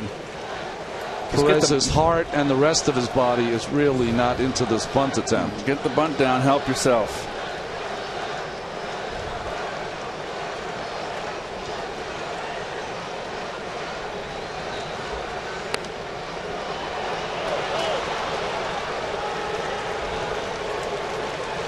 Well, that's one of those you don't expect it from a young rookie, but that's one of those that you could kind of let drop because Perez was not running out of the batter's box, and look at the third base runner and get 2. But that's an advanced lesson.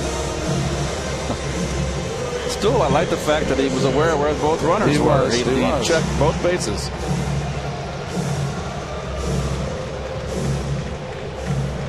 Okay, double play would be what the doctor ordered for Syndergaard and the Mets. Double play depth. You got to watch Perez going here. So yes, Syndergaard with the throw to first.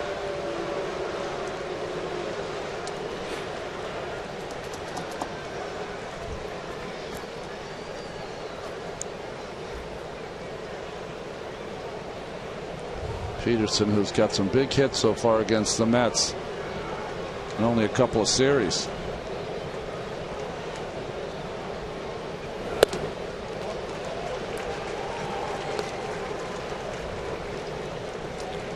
Unbelievable numbers with RBIs from third with less than 2 out. 87%, 54% is the average. He's money.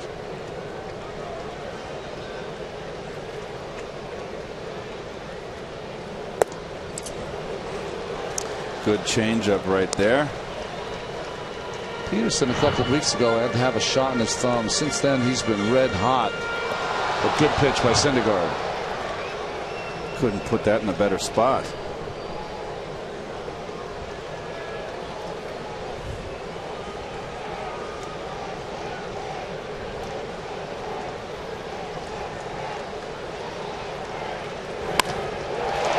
Ball lifted down the right field line. Greenerson over to make the play, but that'd be a sacrifice fly for Jace Peterson. And the Braves go up 4-2.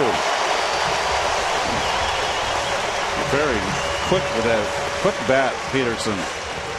This was a good pitch inside. He turns on it. You know, Keith, again, just putting the ball in play. That has been the new mantra for these new Atlanta Braves team.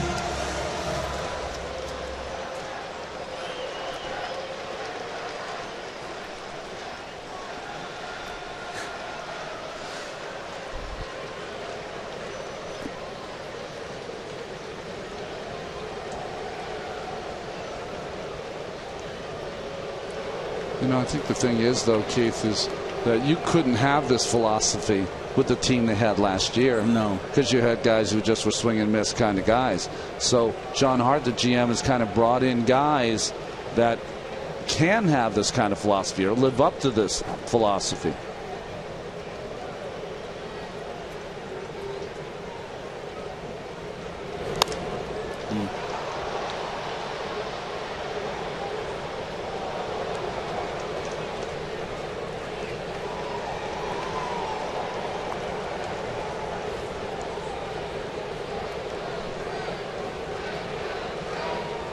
Strikeouts per plate appearance for the Atlanta Braves.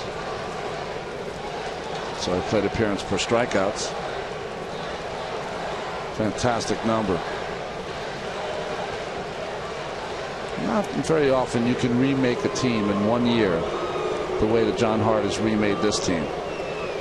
Well, the only really one guy he hung on to was, of course, his anchor at first base, Freddie Freeman, and the all-platinum shortstop, Andrelton Simmons.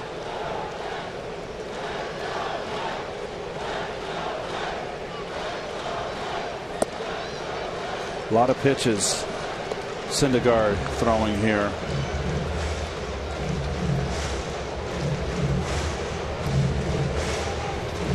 You see where they rank for plate appearance per strikeout. Boy, has it changed for this Bravo team.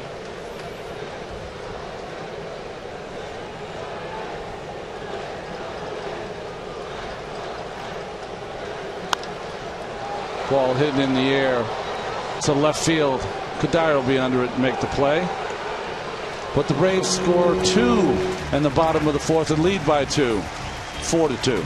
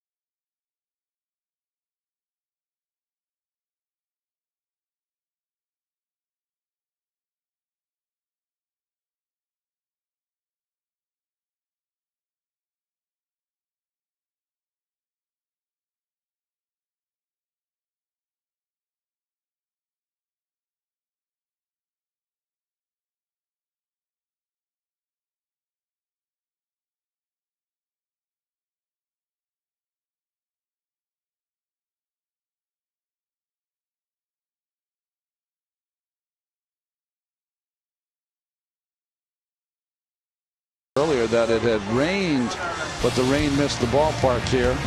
That's the flashback to the 1995 Atlanta Braves. That's the last out of the World Series. Mark Wohler's pitching. Marquise Grissom with the catch, and the Braves had their World Series championship. Crime dog Freddie McGriff at first base. They had the great pitching, of course. Chipper is 90 and 54, folks. Remember, that was the strike-shortened year after 94. Didn't have the postseason. Greg Maddux, 19 and 2 with a 1.53, right in the middle of the steroid era. And Hershiser was with that Indian ball club. They matched up twice. Game 1, Maddox outdueled Hershiser. Game 5, Hershiser outdueled Maddox.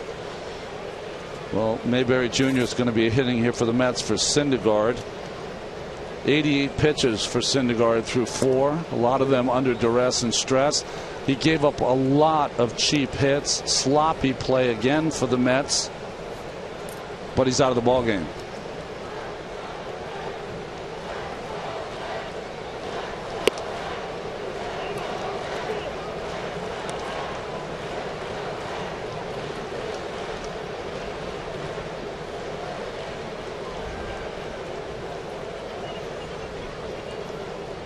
Tell his hair is soaking wet. That was quite a workload for Mr. Syndergaard.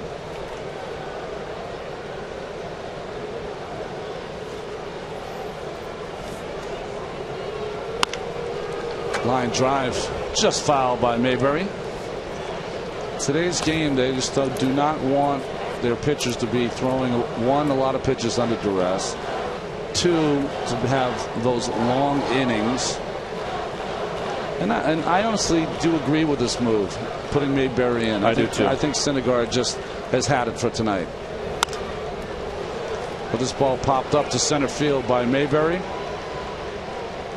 and caught by Maben. And I'm someone who never says that. Always want the pitcher to stay out there. But sloppy play pushed up that pitch count to 88. I believe 3 of the 4 runs were earned, and a couple of them shouldn't have scored. So it's the same mantra here. The Mets have just defensively have been playing poorly, and it's been affecting their getting their W's. They're giving the games away. This game's a long way from being over, though.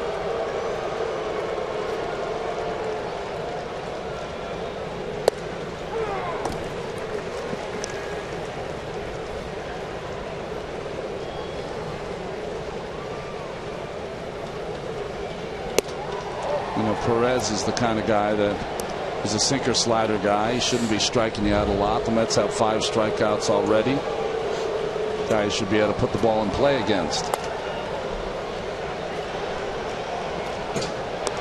Topping out at 91, 92 miles an hour.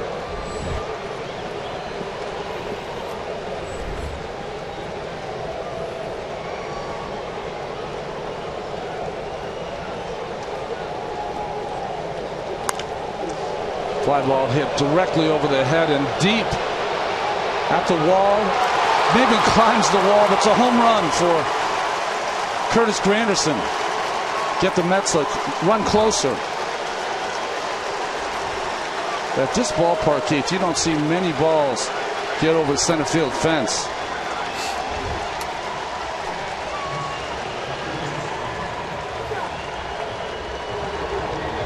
Curtis has been struggling. He's been streaky.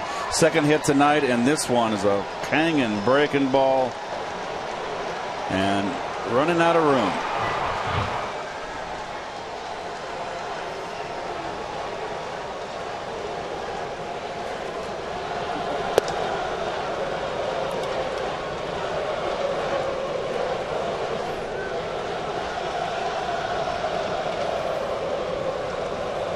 Ruben Tejada 1 for 2 with a run scored.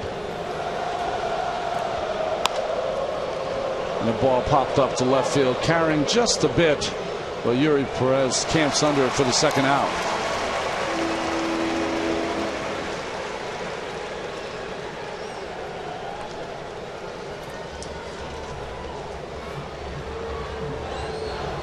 Lucas Duda, who struck out in his first at bat and was hit by a pitch in his second. With nobody on base, the shift is on. With Juan Uribe playing the deep position.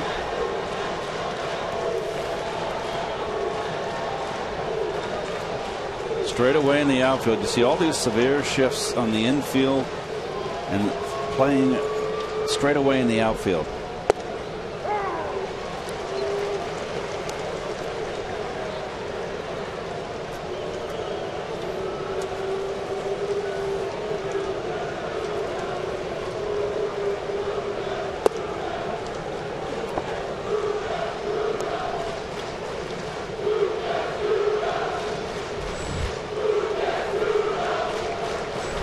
You'll hear the chant of Lucas Duda from the Mets fans here at the game. Another changeup, Keith. Same result.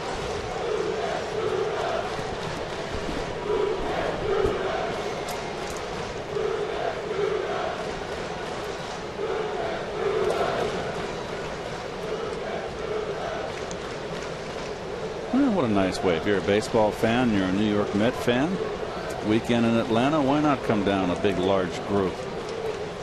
Have some fun. Watch a baseball game. There's a lot of transplanted New Yorkers down here, too. I know that when we played, there were a lot of New Yorkers that used to come out to the ball games.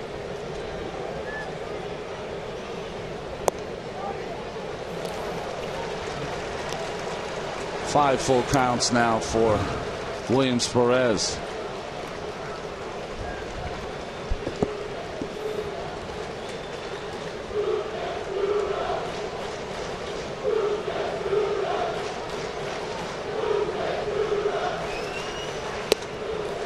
And he works the walk.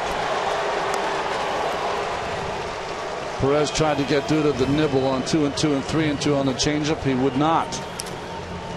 First walk issued by Perez. Two-hit batsman.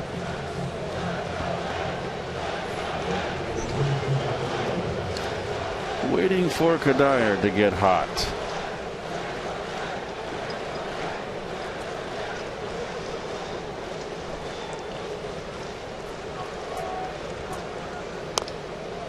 You know, you say to yourself, he's hitting 264. He's hovering around that 265, 270 range. But we're talking about a batting champion, a guy who's a 300, can be a 300 hitter.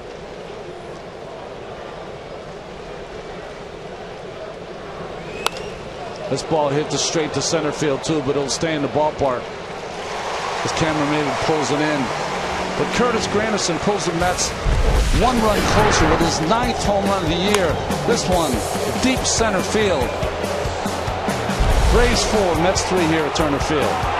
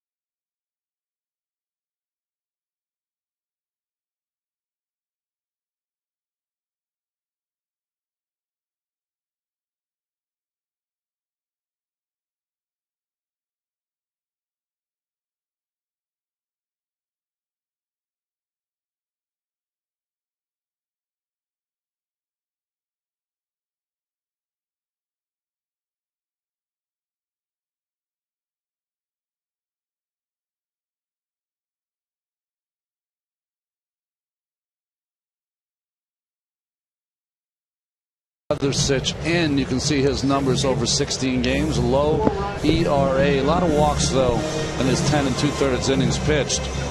But he's here in a game with the Mets only trailing by 1. Give them a couple of innings of scoreless relief would be the key.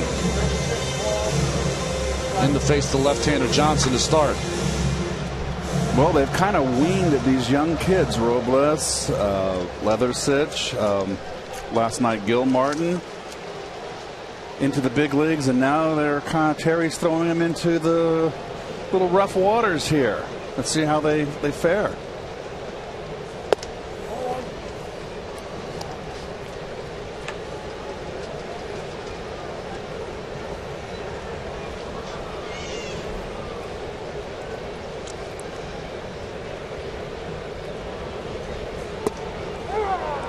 Leatherstich in the minor leagues has always been a guy that historically struck out more than 15 batters per 9 innings pitched.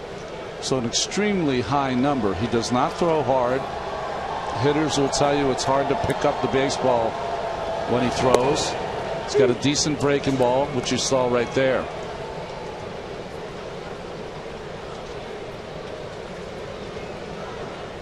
That's not the Royal Giants, folks. That's your Metsies.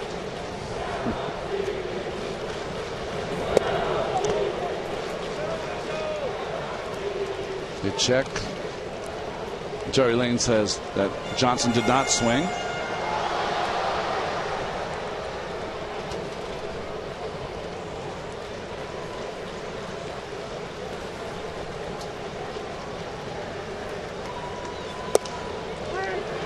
Fastball right on the corner.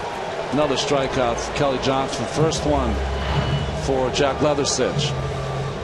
Even upstairs fastball inside corner. Come knees and black outside corner to get him looking.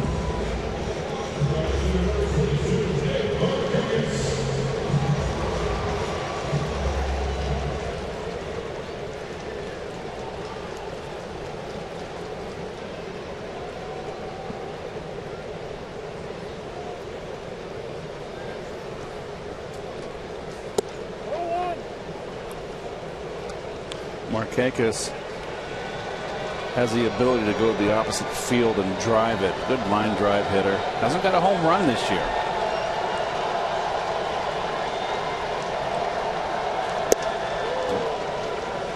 Leatherstich throws that one right by him. I mean, after a while, you got to figure that you run into one if you're a good hitter. Well, you know what? A lot of times now it's the first time through the league they haven't faced Leatherstich. You kind of you're drawing his temperature here. You're trying to see what he's got. Hanging breaking ball there from Leatherstich. It's almost like how it was in September with September call-ups. You get those guys that get called up from AAA and you never faced them before. I know Pete Rose hated that. Well, he's usually going for a batting crown then when he was facing those guys.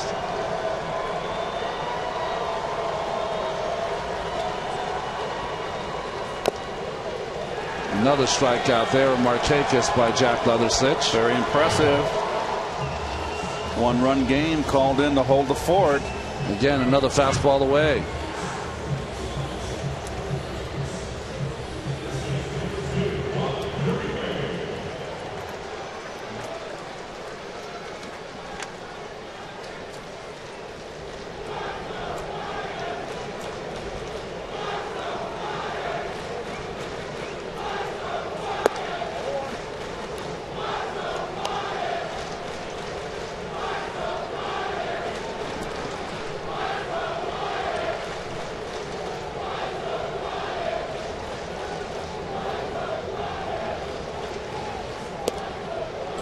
The 7 line definitely has some chance going. I can understand some, but not all. I can't quite figure this one out.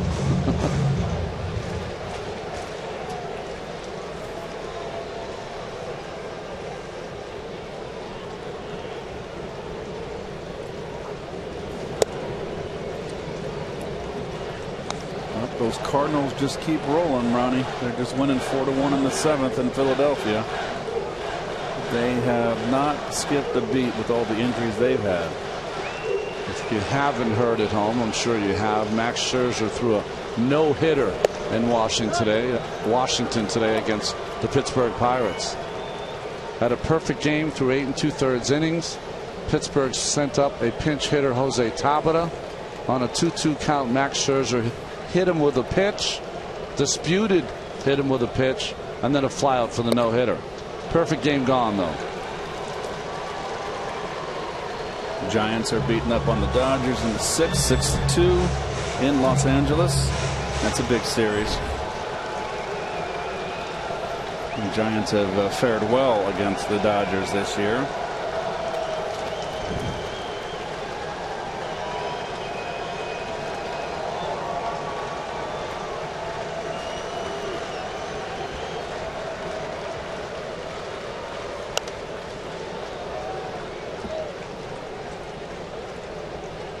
Well, this is what Max Scherzer has done in his last 2 starts. The $210 million man. Back-to-back, complete game, shutout in his first game, giving up 1 hit. And in the second start today, a no-hitter.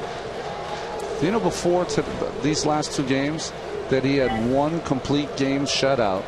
1 complete game, which was a shutout in his career.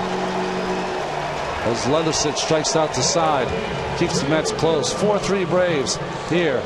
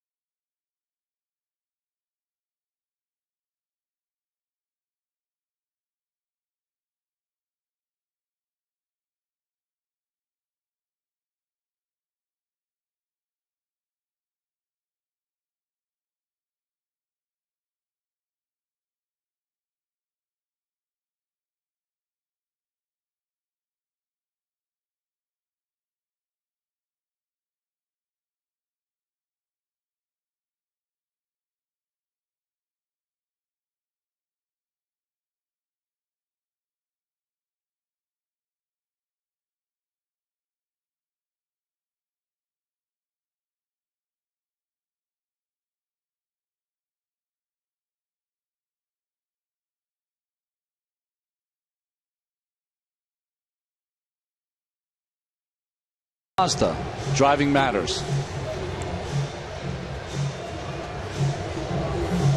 Williams Perez still out there for the 6th inning. He's got a slim 4-3 lead here against the Mets.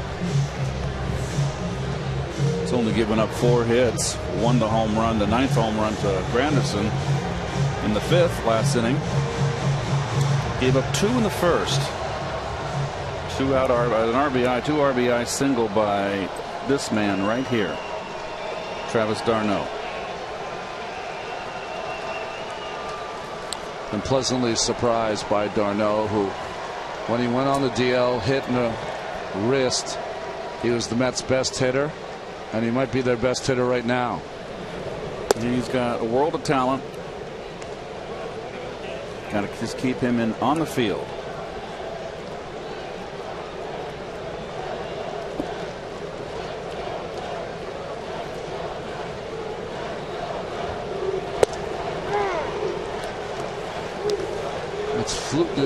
It's those fluke kind of injuries that just kill you, isn't it, Keith? I mean, I'm sure you were hit on the wrist or the hand many times, and fortunate. This ball hit deep to left center field. Back is Yuri Perez, and it's gone. The Mets have tied the ball game on a home run by d'Arnaud.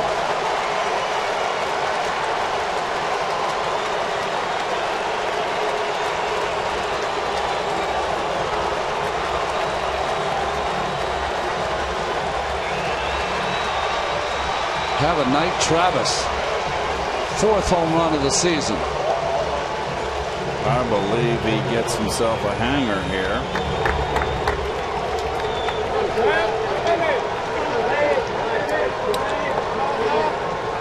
Darno is not a big man, but he is strong.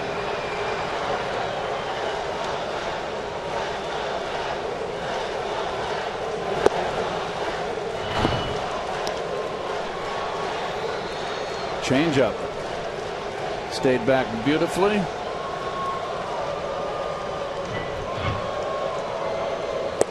Those changeups, when you lay them middle into a hitter, you're asking for trouble. Well, especially righty on righty, because the ball is just breaking right into your bat.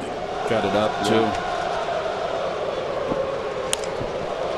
Ball lifted to right field, but right at Markakis. And Lagares with the first out.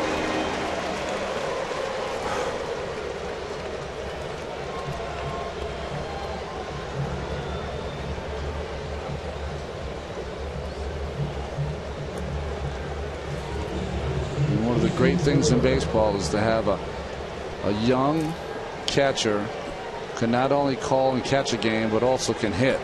You don't see many of them.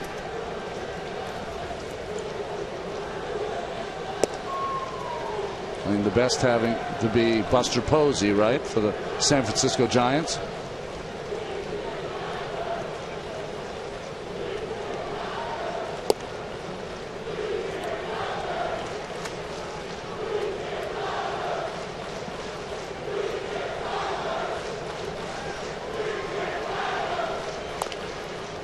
Ground ball foul by Herrera.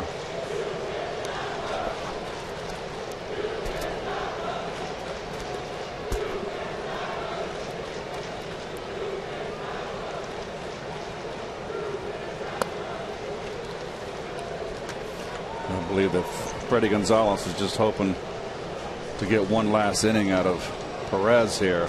He's the 4th batter up in the next inning for the Braves, so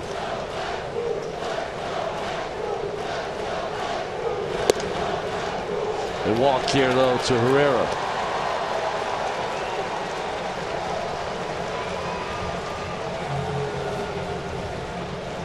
Here comes Roger McDowell, the pitching coach, to speak to his young right-hander.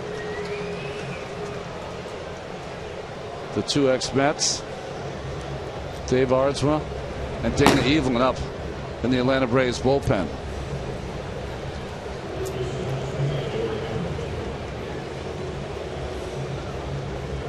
When we played with Roger, did you think he'd ever be a pitching coach?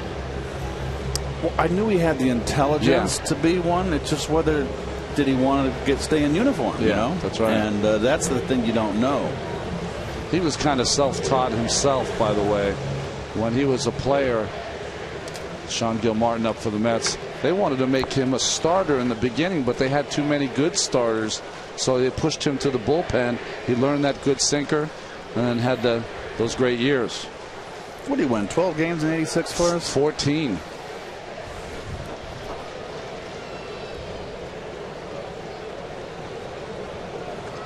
Eric Campbell up for the Mets, with Dilson Herrera with the lead at first.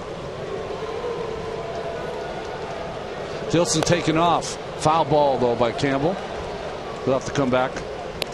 Got a little nice hit and run there in the first pitch. Got a guy that goes the other way nicely. Like that. Well, you've tied the game. Some aggressive play. It's nice to see.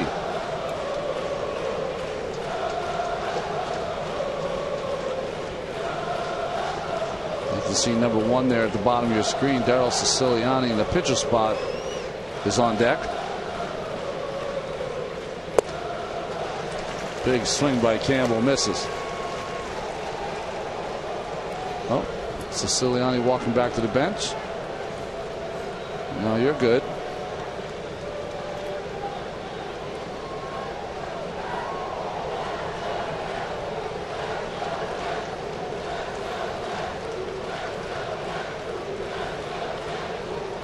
Herrera back on the throw. We've noticed that Dilson's got a couple of stolen bases so far. It's been a little more aggressive on the base paths. Good to see.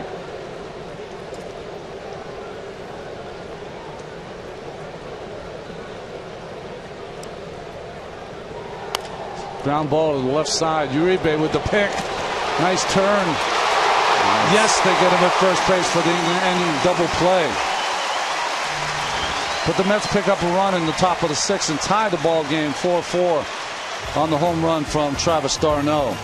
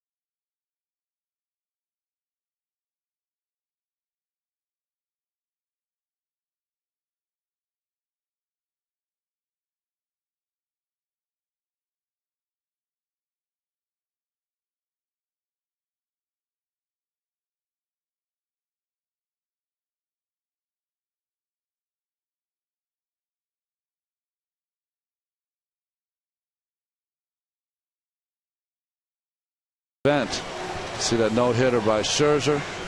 Grichuk with a home run. Blackmon 2 for 4. Marlins ahead of the Reds so far. Dietrich back playing, their second baseman, and the 2 home runs.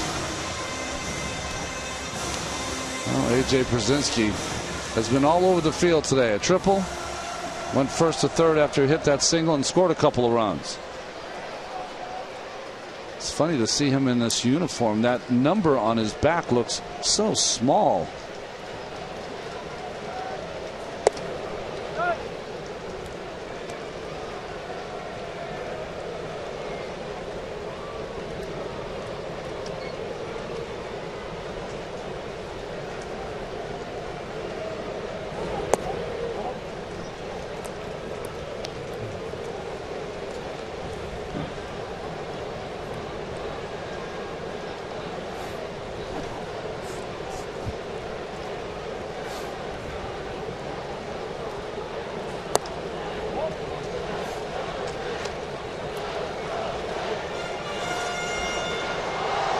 Simmons on deck.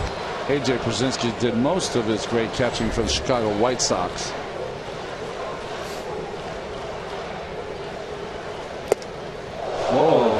Bad. Let back go. Hit the top of the dugout for the Braves and bounce back into play.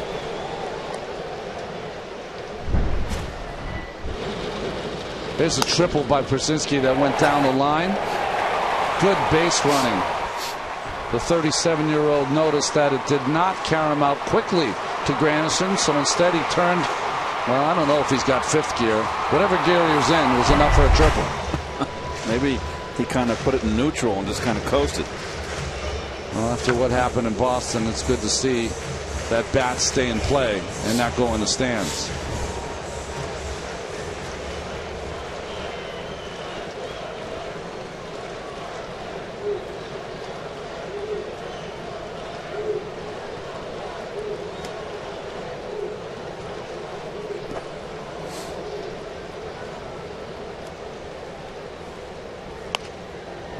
Fastball in, jams Pierzynski. Can see him gripping at that bat, trying to get the proper grip. Well, when you wear those gloves and you swing, they loosen up. You got to kind of retighten them. That's why I never liked wearing them. Pain in the neck. Did you always not wear gloves? I wore them when I was younger, when the cold April weather. Then I just never felt comfortable with them, and I canned them. Never looked back. So you eschewed all that money from endorsement deals they can get for gloves. I know. I hear that. Pretty good at bat here from Brzezinski, making Leatherstich really work. On the lefty-lefty matchup. 8th pitch of this at bat.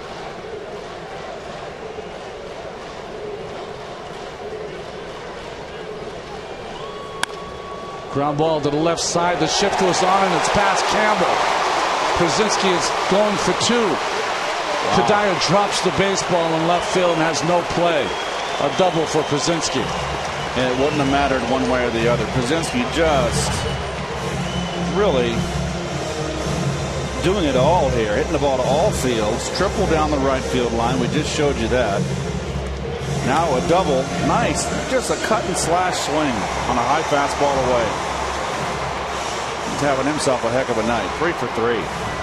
Single, double, triple now for Brzezinski. Bent over, helmet off, barely breathing. But it's got 3 knocks. Really? Look at that.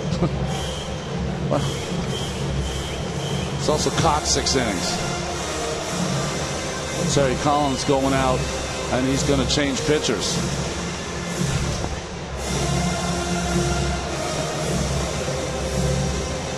This call to the bullpen is brought to you by Verizon, America's largest and most reliable 4G LTE network. Tied here at Turner Field.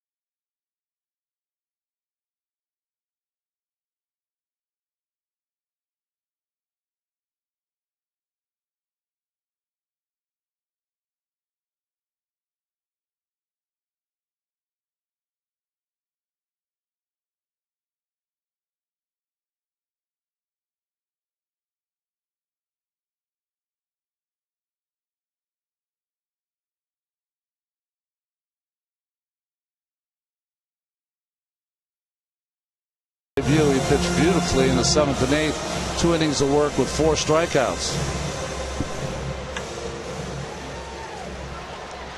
It says 5 games there. He also pitched in the Texas organization in April in to face Simmons. Outfield shaded to the opposite field.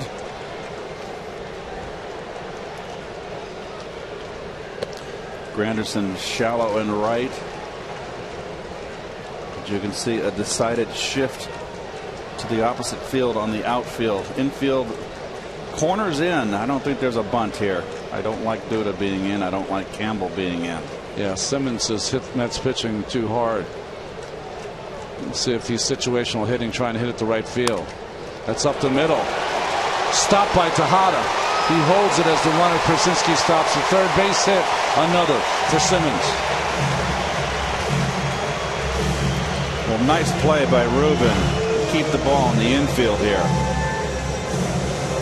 And he would not have had a play if Simmons runs too quickly, but Mets are in trouble here. First and third, nobody out. That's 6 hits now, 3 apiece for Przinsky and Simmons in this ball game.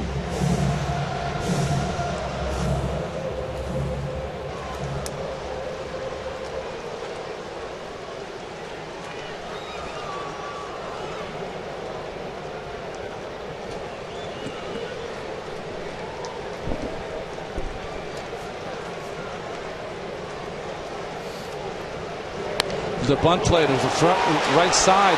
Duda throws the first. We're at too late. Oh boy. Perez with the base hit. Przinsky did not break for home. This is called your safety squeeze. You got nobody out. It's not even a safety squeeze, folks. It's Freddie Gonzalez late in the ball game with nobody out. Wants second and third, nobody out. It's a straight sacrifice. And he ends up with the base hit because Brett couldn't get there in time. Przinsky, because of his lack of speed, maybe felt like he got too late of a jump to run home on Duda. Duda would have had an easier play at home if Przinsky went than he would at first base. But the bases were loaded anyway.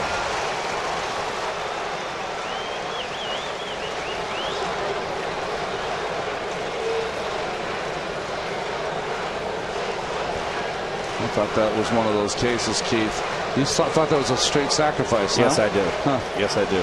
Couldn't they get second and third? Now they got even better.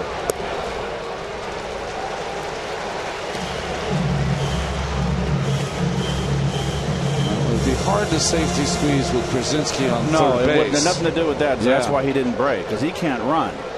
It's just, you know, you're playing for the big inning here. You're playing if the bunt had been executed, as far as defensively, it would have been second and third, one out, and you're in a position with a base hit to get a 2-run lead. It's twice the bunt late in the ball games that burned the Mets. Yes. Carrera with the Blue Jays did it in Toronto. Ball popped up though here. Will it be deep enough for Przinsky at third to go? He's taking off from third base. Here's a throw from Kadire. It's up the line, but it's out of the glove with Darno. And safe at third base, but Darno on the play at home. I think it got his hand on the slide from Przinsky. Ray Ramirez straight out to check on Darno, but as he swept the tag, Przinsky slid right into his left hand. Boy, with a chance for Lagares maybe to get here, but Lagares really can't throw anymore. Strong throw home, just up the line. You hope it's not a wrist. He's out if he hangs on to the ball. He's out, but it just spun him around. And that's just spun that wrist, hand, shoulder, everything around as Przinsky scores the go-ahead run to make it 5-4.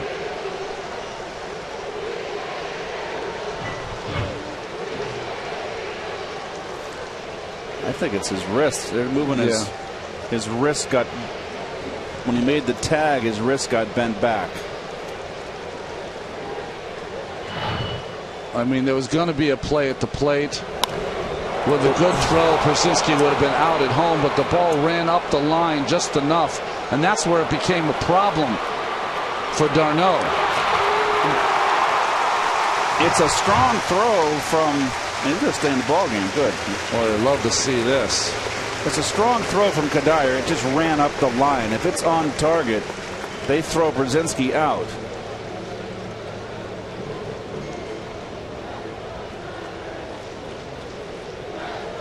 I don't think Terry Collins wants to take any chances with one of his most valuable young players. Przinsky, the catcher, standing at home. I don't understand why.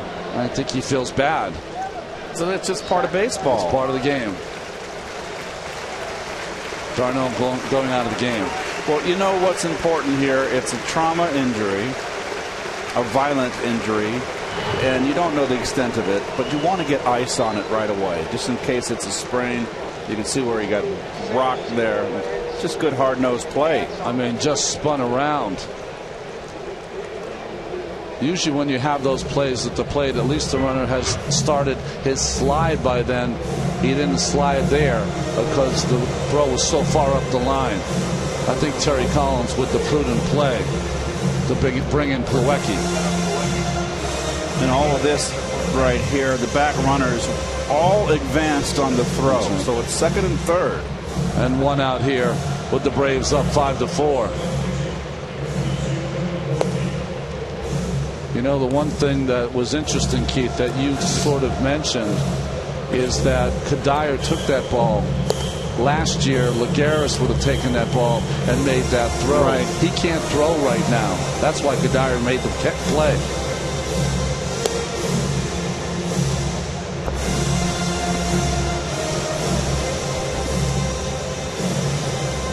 Logan Verrett getting a few warm-up throws, but really it's for the catcher Plawecki to get him loose, and he's loose. Okay, you got Peterson, a left-hand hitter, coming up. Runners on second and third, and a red-hot Cameron Maben behind him, who's a right-hand hitter.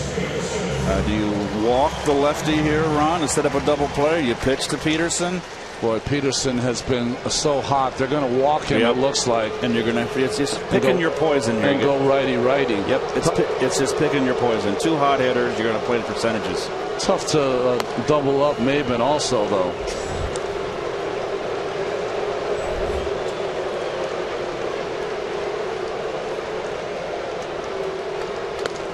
We showed that stat before on Peterson. We called him money for his ability to get runners in from third with less than 2 outs. You've got to do the walk here and hope to get a double play ball, a ground ball, or strikeout. Got to be able to turn the double play also. Here's the 4 pitches to Peterson for the intentional base on balls. Interesting pressure on the young Plawecki. Throwing on the gear, coming in the game, bases loaded with a pitcher who's got an outstanding breaking ball. Well, there are your runners. The sacks are loaded, and the Mets are going to play back up the middle for 2, halfway, and in at the corners. A deep halfway. Here comes Dan Warthen to have a chat with Verrett. They're going to go over whatever game plan they have against Cameron Maben with the young Verrett, who was just called up. There's Gil Martin, who pitched in last night's ball game. We gave up the double to Peterson.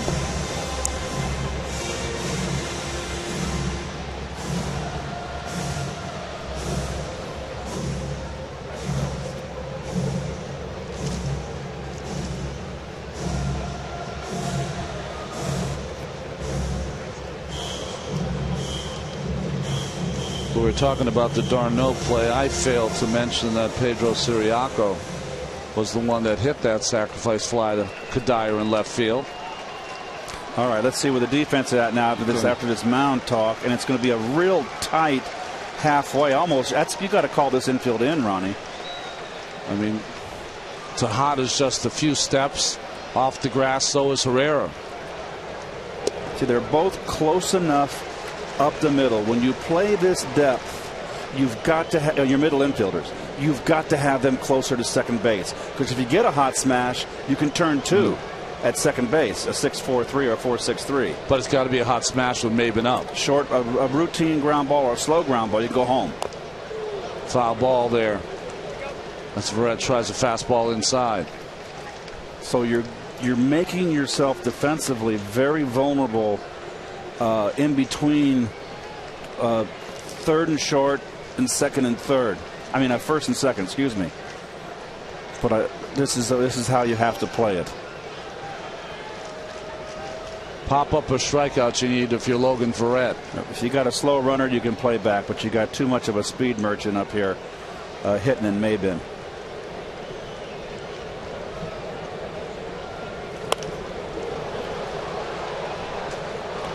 Verrett's been here less than a week, already in a huge situation. It's a big run out there for the Braves. You're the hitter. You've got to make contact. Get that insurance run in. And we've been talking about them all year, haven't we? That they have had the ability with 2 strikes to get a piece of the baseball. But Verrett needs a strikeout.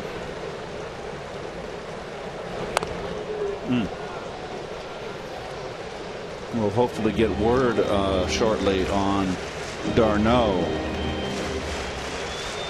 I mean, he seemed like Travis wanted to play, but he's had a history of concussions. Just got to get some ice on it. He's had some injuries. He's coming off a broken wrist, a bruised hand.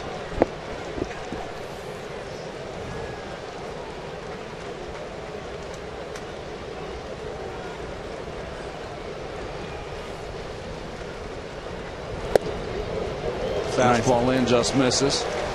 Good try.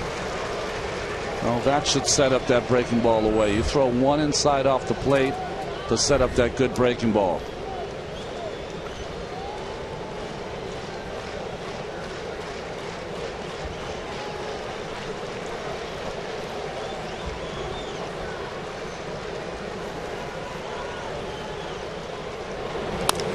And it is a ground ball to Campbell at third base. He tags third, but the runner Simmons scores.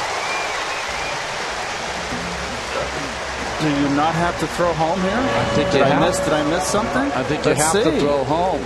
You got to go home. Boom. Not even a thought. Well, as Terry Collins is going to make a double switch here, I mean, I've got to. The infield defense has just been really, really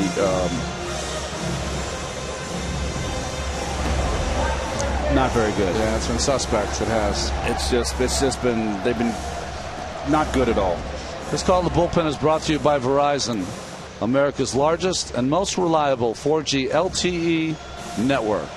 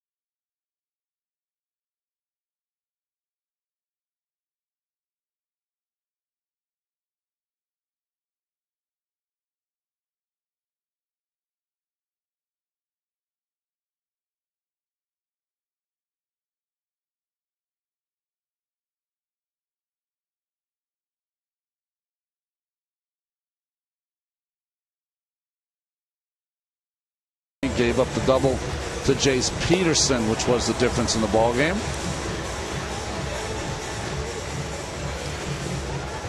Well, it's becoming a little bit epidemic, and I don't want to beat a dead horse, but to me it's very obvious to most anybody that knows the game and has an idea that the defense for the Mets has just been not up to it.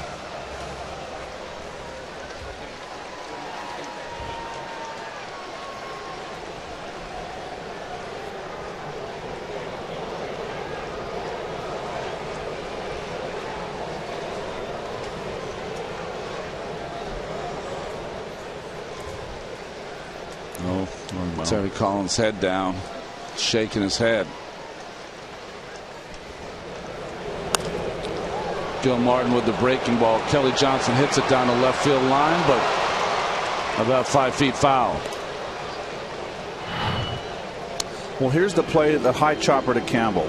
And we can keep an eye on, he's caught the ball now. Look where the runner is. Plant, throw. He's out.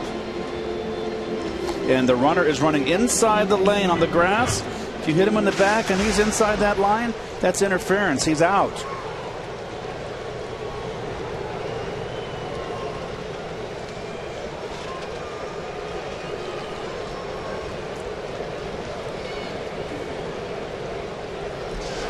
The runners are running here. And a steal of third base.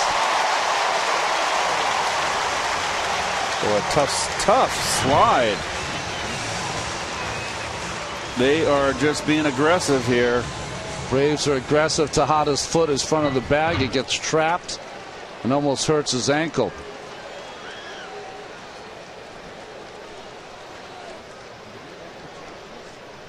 Again, trainer Brian Chiclo out to see Ruben Tejada, see if his ankle's all right. He says it is, and Chiclo leaves the field. Terry Collins went up to the crew chief, Jerry Lane, says he wants to check that play at third base to see if Tejada got the tag on and the runner never touched the bag because his foot was in front of the base. I think he got there.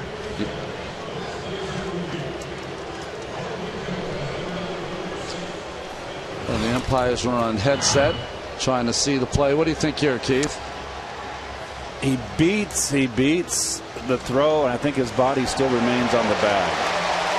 I think he definitely beat the throw too. He's in. Yeah, he gets past now it's that just foot. whether his body stays on the bag. Play under review is brought to you by Mazda. Driving matters. They may reverse that. Yeah, he may they come might. off. Because his hand hit the base. It slid past the base, and then his hip came up because of the foot of Tejada, and the tag was on him. That's why it's always better. Watch the arm go by, but see the tag's on. He stays on with the tag. The arm goes past and over the bag, and the tag is still on the hip. That's why you want Ruben Tejada. That's why you want to slide feet first. They could reverse this one. Mets could use one.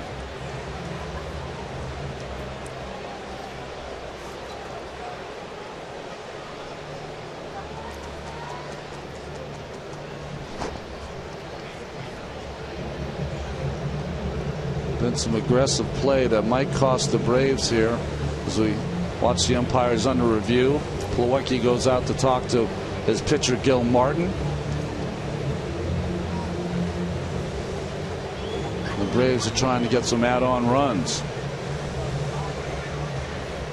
Jerry Lane Hunter Wendelstedt asking Plawecki if Gil Martin needs another ball. I'm always surprised that the pitchers don't throw more when these reviews are under play. They're calling him out. And they're calling him out at third base.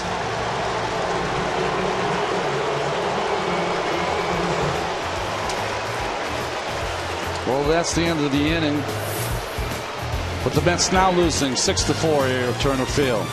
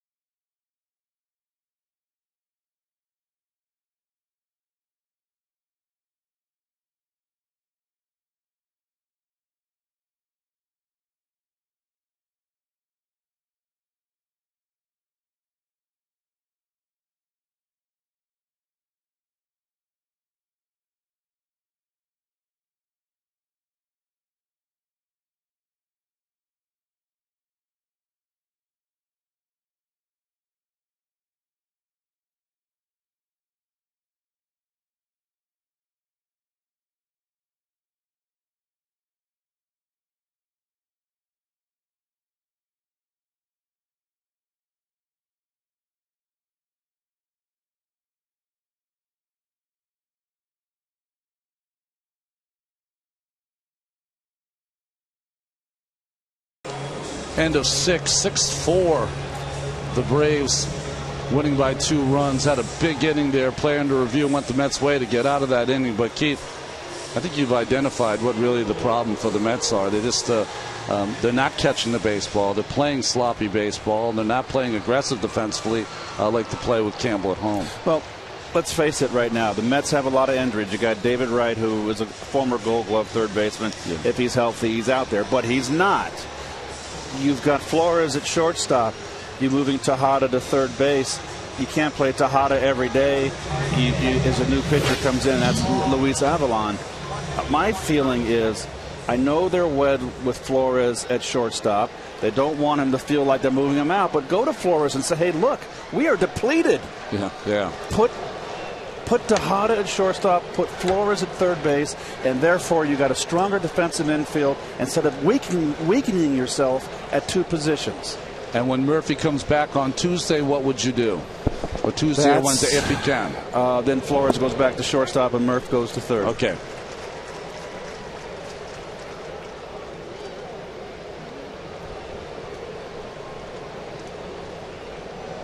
One with Flores in, who came in to play shortstop. Tejada moved from shortstop to third base, and Campbell came out when Gil Martin came in the game. And this ball lofted to left field down the line. Yuri Perez with the play for the first out here in the top of the 7th. Video recap is brought to you by Verizon Fios, the fastest, most reliable internet. Granderson Day started out with a line drive to right center field for a base hit. And then he hit another one right on the nose to Maben. So working the middle of the field resulted in a hanging curveball hit 420 feet to center field for a home run. His 9th for Granderson.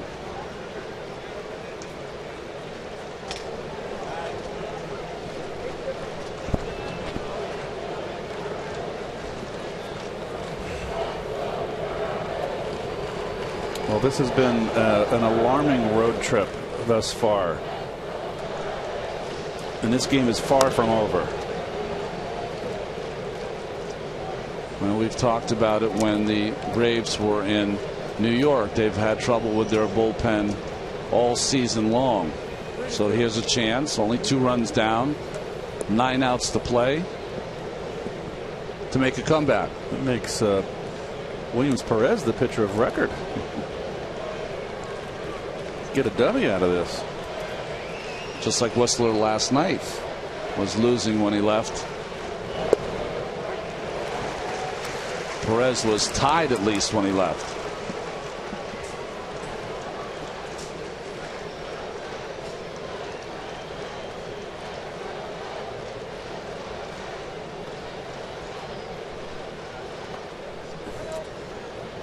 Avilan, you're going to see a pretty good fastball. Good fastball, 92 plus. A good curveball and changeup. They really thought they had something with Avilan a couple years ago when he broke in, had a really, really fine year. The next year did not. And it's been kind of a disappointment. As Brandon Caniff up for the Atlanta Braves. Pulled to the right side from Granderson. Kelly Johnson will take it by himself. And he makes the play here for the 2nd out in the top of the 7th inning. Well, Ron, we just got word from Jay Horowitz in regards to Darno's injury, and it's an elbow, and he's going to the hospital for x-rays as we speak. So I wonder if when he was spun around, if his left elbow like hyperextended. The not bending it, the stiffening it out. Yeah. You have the opposite way. Just speculating, but let's hope it's not serious for Travis's case.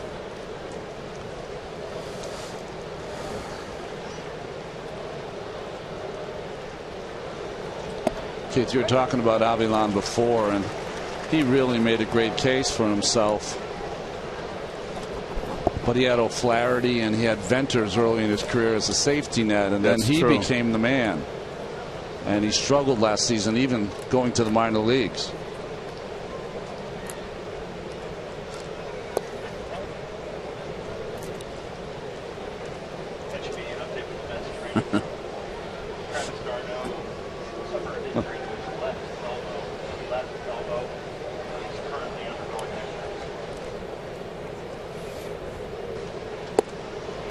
There's a good changeup from Avilan to get ahead in the count.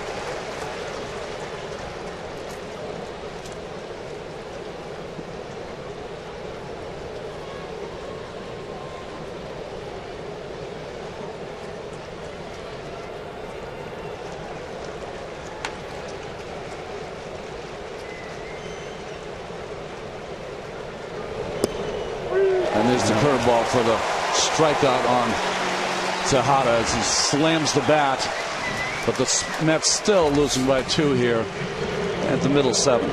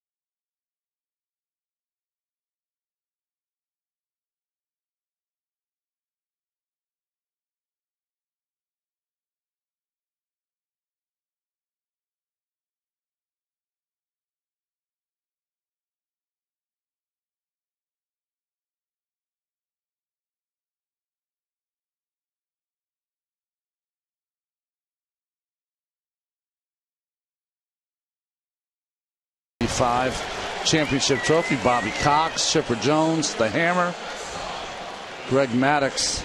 We showed that 1995 year where he went 19-2 with a 1.63 ERA.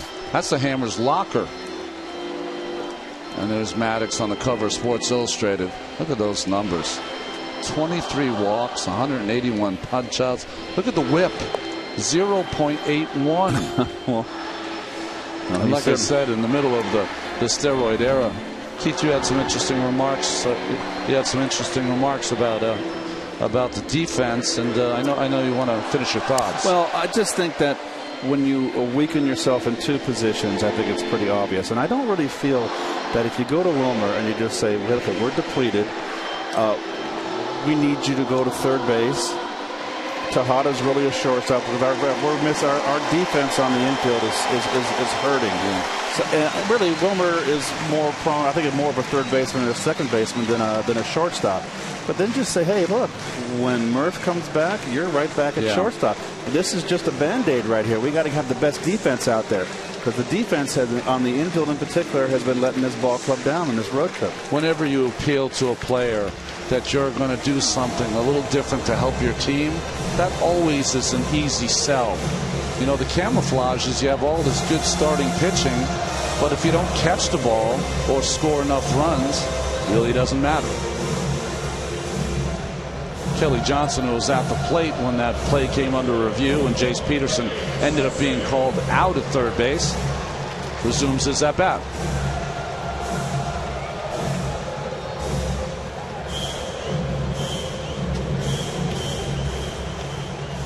There's a lot going on in this game. It really is.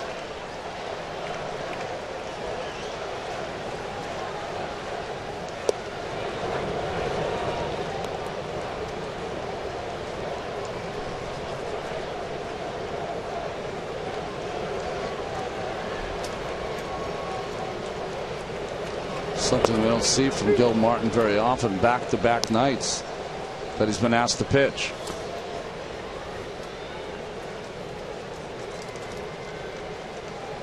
Well, usually what happens when your starter leads a game early, you got to go to your pen.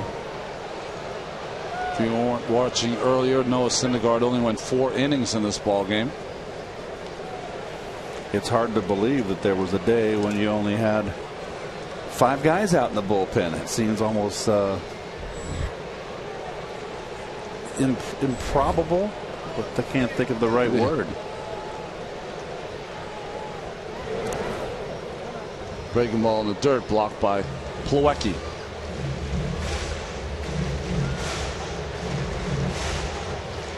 The game's just a different game, you know, right? Than the one you and I grew up with, and that doesn't make it better or worse. It's just different.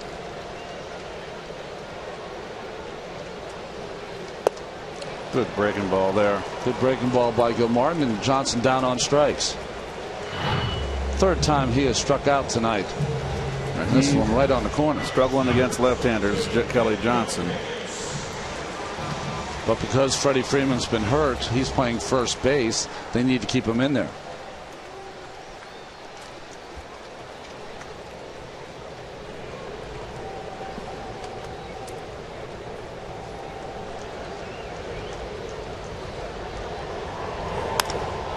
Markakis swinging first pitch and hits one to left field.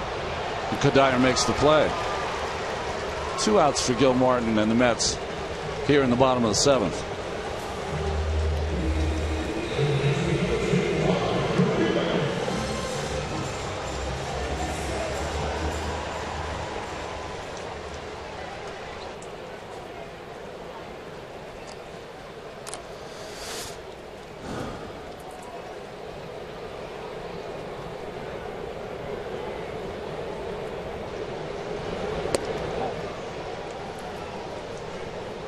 There's going to be some fireworks after the game tonight, correct? I think we had fireworks last night. Isn't there a concert tonight? Concert tonight. That's right. I think they said it's boys to men. That's good. Know what that means? It's more like men to old men. It means instead of boys to men. You and I to the truck, in the car, back to the hotel before the crowd breaks out. You got this stuff all down pat, don't you? Yes.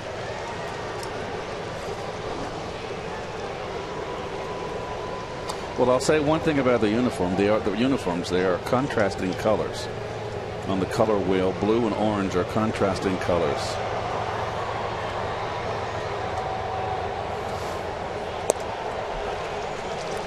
Walk here from Gil Martin to Uribe.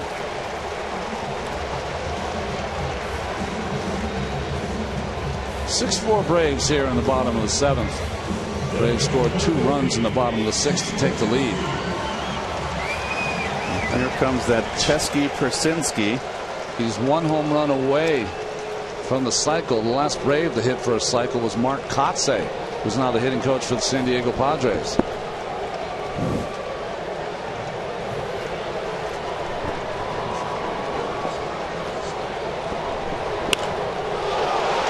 Ball hit to center field and deep, but not deep enough, as Juan Lagares makes the play before the warning track. And at the end of 7 innings, Mets are losing by 2. 6-4 Braves.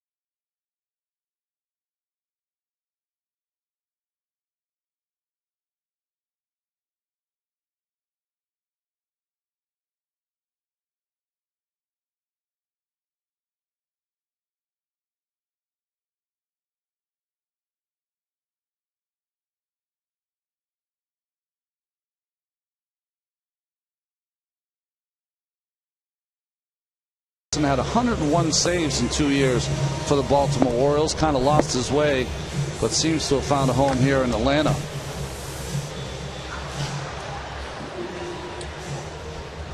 Right-hander's got a good sinking fastball, good overhand curve, and he throws hard.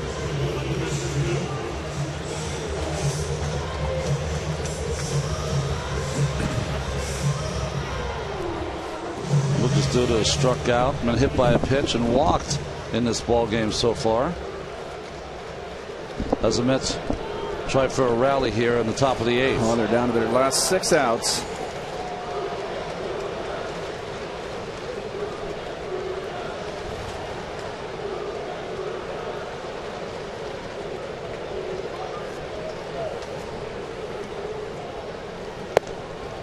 Fastball right there for a strike.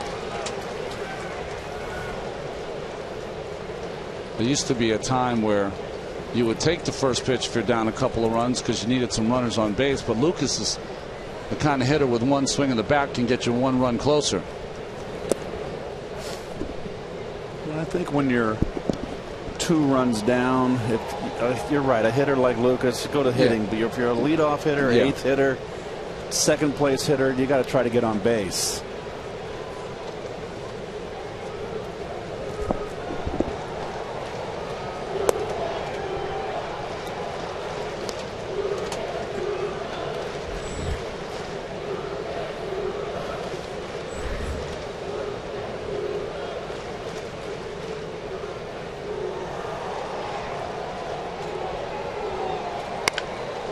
Line drive to right field against the shift or into the shift and over the shift. As Lucas gets his first hit of the night. Get the tying run at the plate.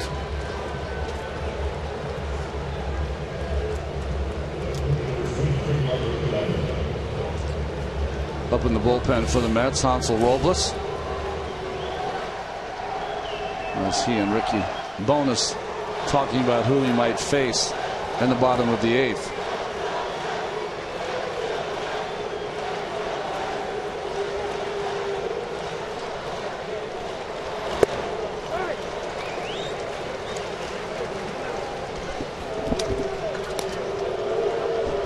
That's Kevin Plawecki, who came in for the injured d'Arnaud.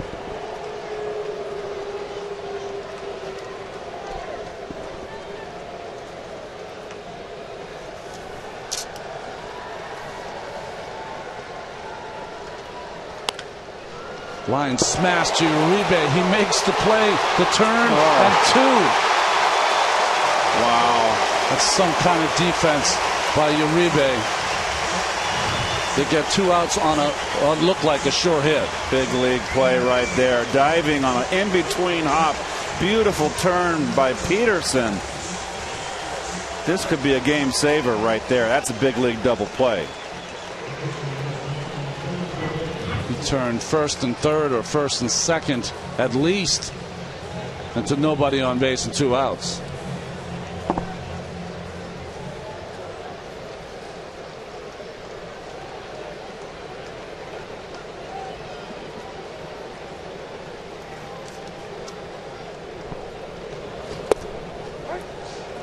Well, the play of the game is brought to you by Honda. Start showing something special with a great deal on a Honda now at your Honda dealer. That throw from Kadire, he had to come up the line. Perzinski got him. There's another Baltimore chop. Can Uribe make the play at first base? No, he can't, and the ball gets by Johnson. Plawecki made the turn, so he's got to hustle back to first base.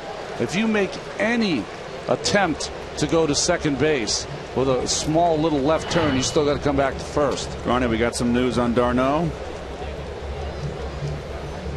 Hyperextended elbow. Day-to-day x-rays were negative for Travis d'Arnaud as Plawecki hustles out that single.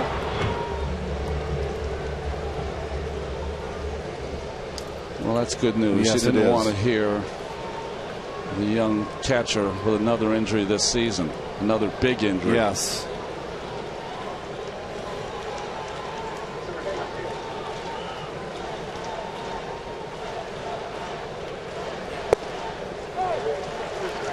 Straight base hit, of course, there for Plawecki.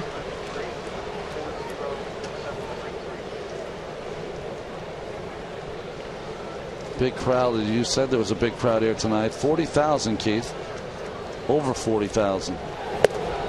Always like playing in front of those crowds.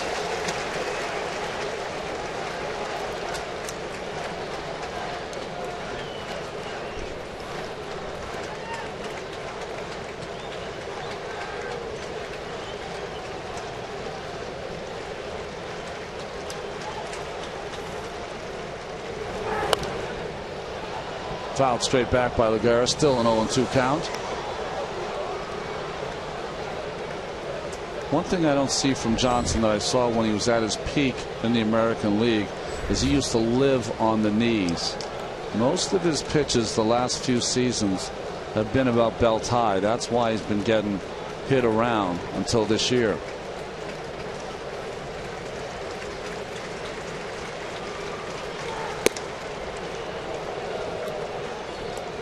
It's almost like he's gone away from that two-seam fastball and has gone more with the four-seam gas.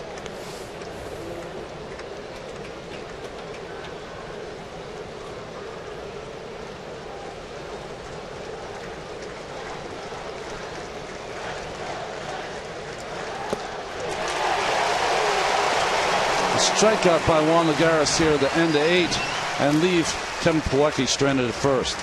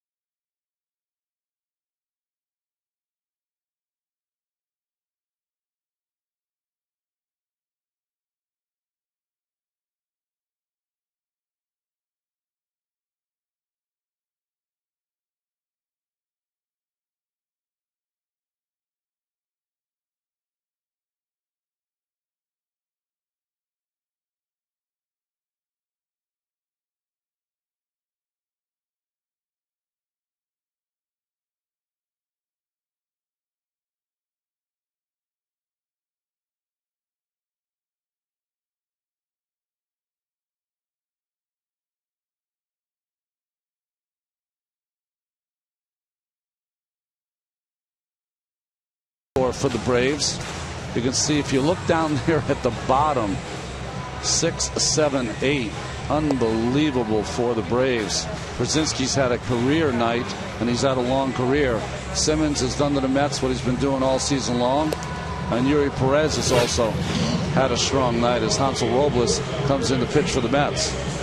Well, Robles is a hard thrower. He's taken his lumps a little bit. He's been, I think, doing okay, and he's in the role that he has here in the bullpen. This is a revamped bullpen. A lot of guys are hurt. Young kids getting a lot of opportunity. With all this opportunity, though, Keith, we've seen some of the growing pains on this road trip. Hansel Robles has a great arm. I think really all he's got to do is tighten up that slider, get a little better tilt to it, so it becomes a more effective pitch for him. And you don't need more than 96 moving than that.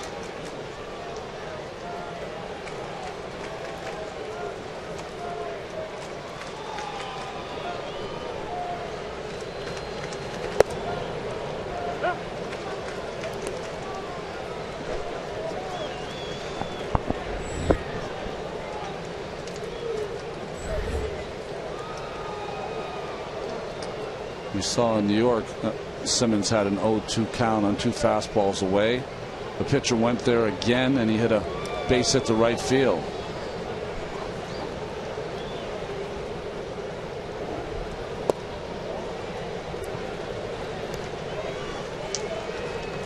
Boy, that play in the top of the 8th is looming large, isn't it? Kadires looked like a base hit, and Uribe stole it and turned it into 2. Defense. It's a heck of a double play. There's a ball to right field. Base hit again for Andrelton Simmons. 4 for 4. His 4th for the night. He had a 4-hit game against the Mets at home, too. New York Mets baseball is brought to you by your Tri-State BMW centers. And that's series at Citi Field. Simmons had a 4-hit game there also.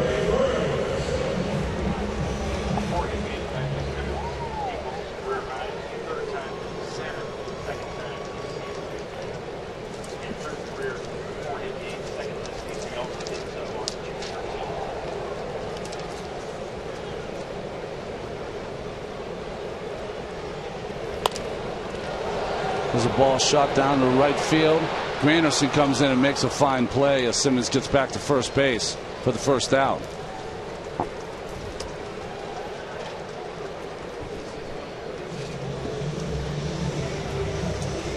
Pinch hitting now for the Braves, Johnny Gomes. Well, Gomes has been used a little bit banged up right now, but former Red Sox, part of that World Championship team a couple years back.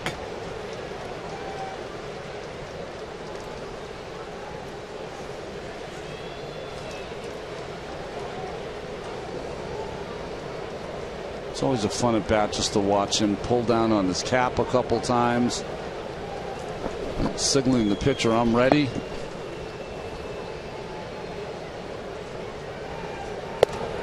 Good fastball by Robles. Strike 1.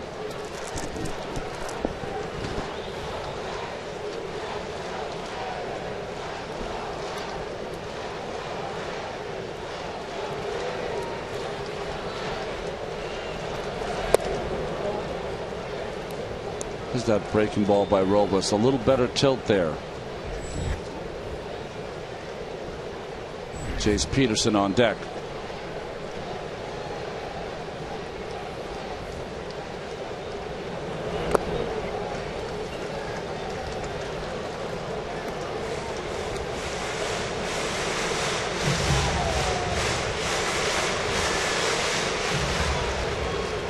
This crowd has been very boisterous tonight. A lot of things have happened in this game. There's been a home run, plays under review, plays at home. Again, if you didn't hear it before, X-rays negative on Travis d'Arnaud, hyperextended elbow. Johnny Gomes hits this ball down to left field, but it's foul.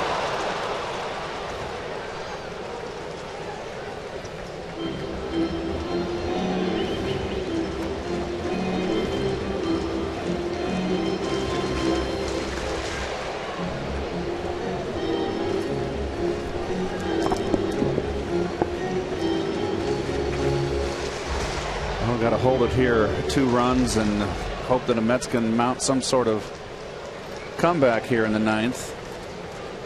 They're going to send Herrera, the pitcher's spot, and Flores to the plate.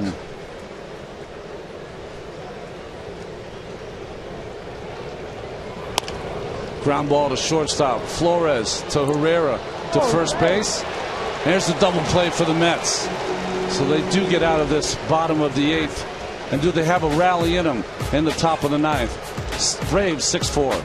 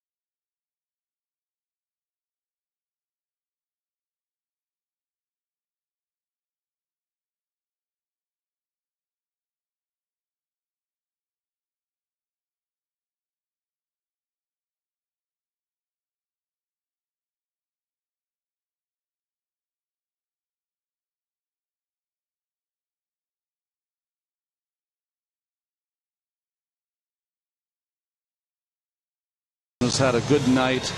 Line drives all over the ballpark, including that big home run that went out of the ballpark. Other than that, not too much. 2 for 3 from Travis d'Arnaud before he left the game. Again, X-rays negative on that hyperextended elbow. And Jason Grilli now going for his 20th save. It's just so unusual to watch this Braves team and not see Craig Kimbrel coming out of that bullpen to save games for Atlanta. But John Hart, their general manager, Keith, said that it was the hardest trade he's ever had to make as a general manager, was trading Kimbrel, who was such a big part of this Atlanta organization. Well, he went over there, Kimbrel, with Melvin, B.J. Upton, and they got Carlos Quentin, Cameron Maben, and 2 minor leaguers. So, yes. Kid who pitched yesterday, Matt Whistler. Yes. So, there you have it. So, the Braves, that was a shocker. I remember when I picked up the paper, I was shocked.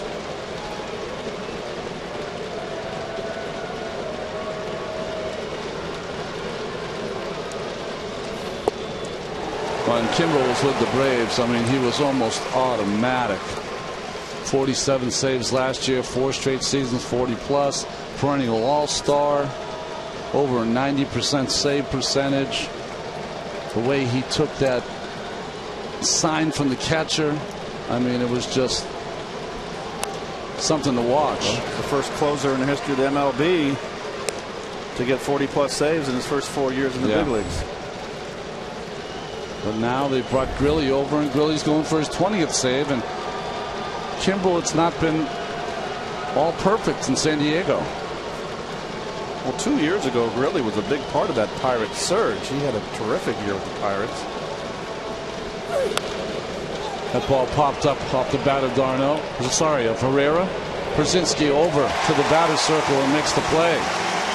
First out here for the Braves. You're saying the 40+ saves, Keith. Kimbrel was the quickest to 200 saves. Well, Siciliani is going to come in to pinch hit. Last time he pinched hit, he struck out. And that was in last night's ball game. He needs to get on base here. He kind of was swinging for the downs. So the fence is like trying to tie the game up. One-run game. Needs to get on base now.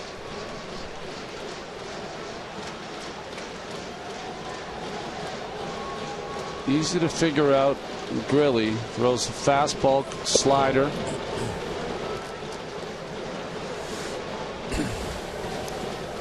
But he's a tough kid. Really made his mark 2 seasons ago with Pittsburgh, and has had a long and really good career.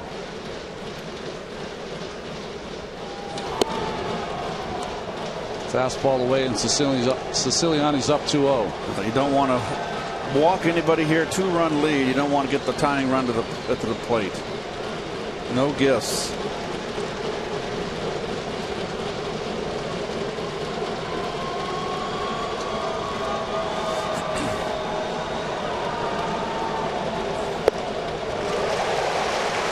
Really pours in the strike. Siciliani misses. And that's one of those 2-0 counts, Keith, where you might take that. You're down 2. Yeah, the same token, the guy handles the bat well. It's a good pitch to hit.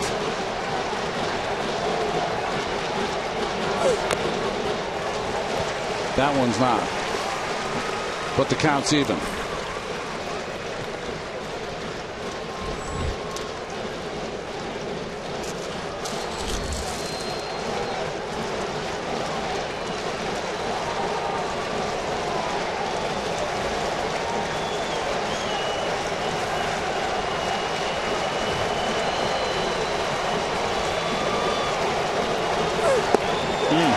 Blew him away with fastballs. Yes, he did. Could hear that grunt from Grilli as he put a little extra into it. Well, now it's up to Wilmer to keep this, try to keep this inning rolling. Last chance for the Mets.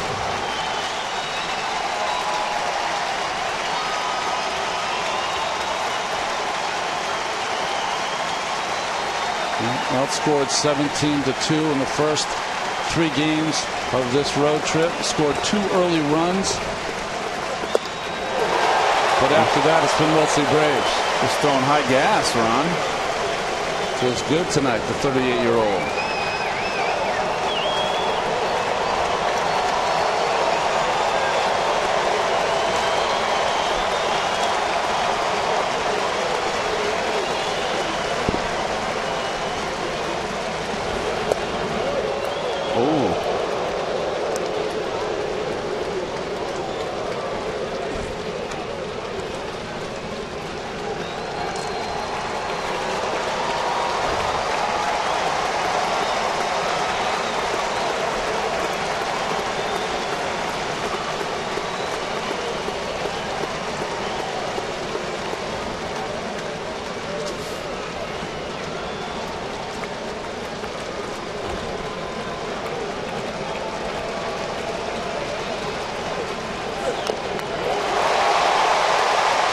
Two now on Wilmer as everyone here at Turner Field on their feet. They are into it.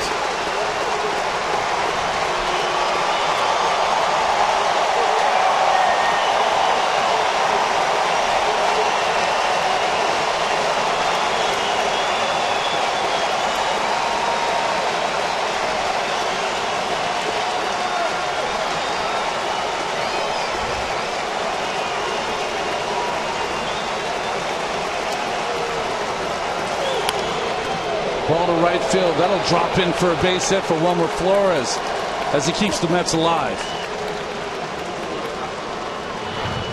It gets a little dicey now. You got the little Granderson coming up with a home run tonight and 2 hits.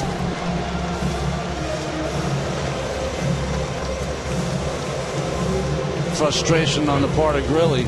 He didn't want to face Granderson either tonight. It's been hot. So Wilmer with the bloop. Maybe the blast here by Granderson.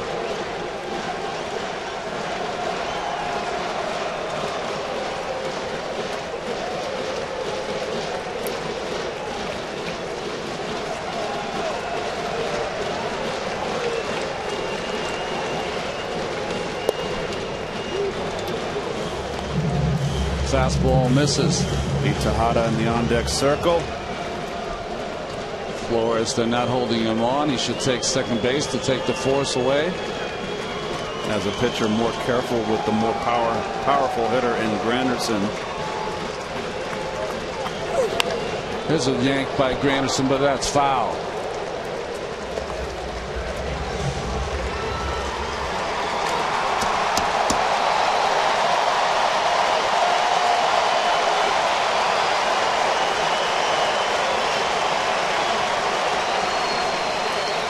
Curtis doesn't have to do anything different than he's been doing all night. That's just hit the ball square.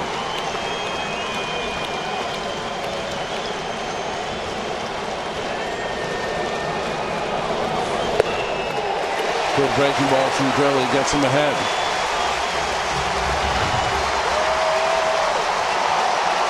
Mets down to their last strike.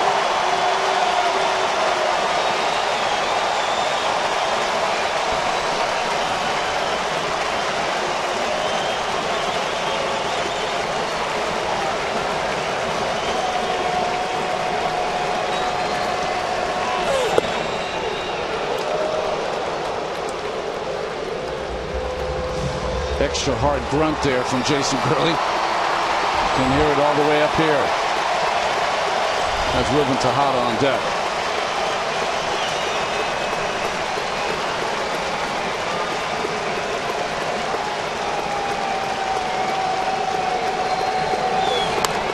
This ball hits straight up in the air. Is it carrying to left field just a little bit? But Perez will have a play, and that's it. The Mets lose the ball game.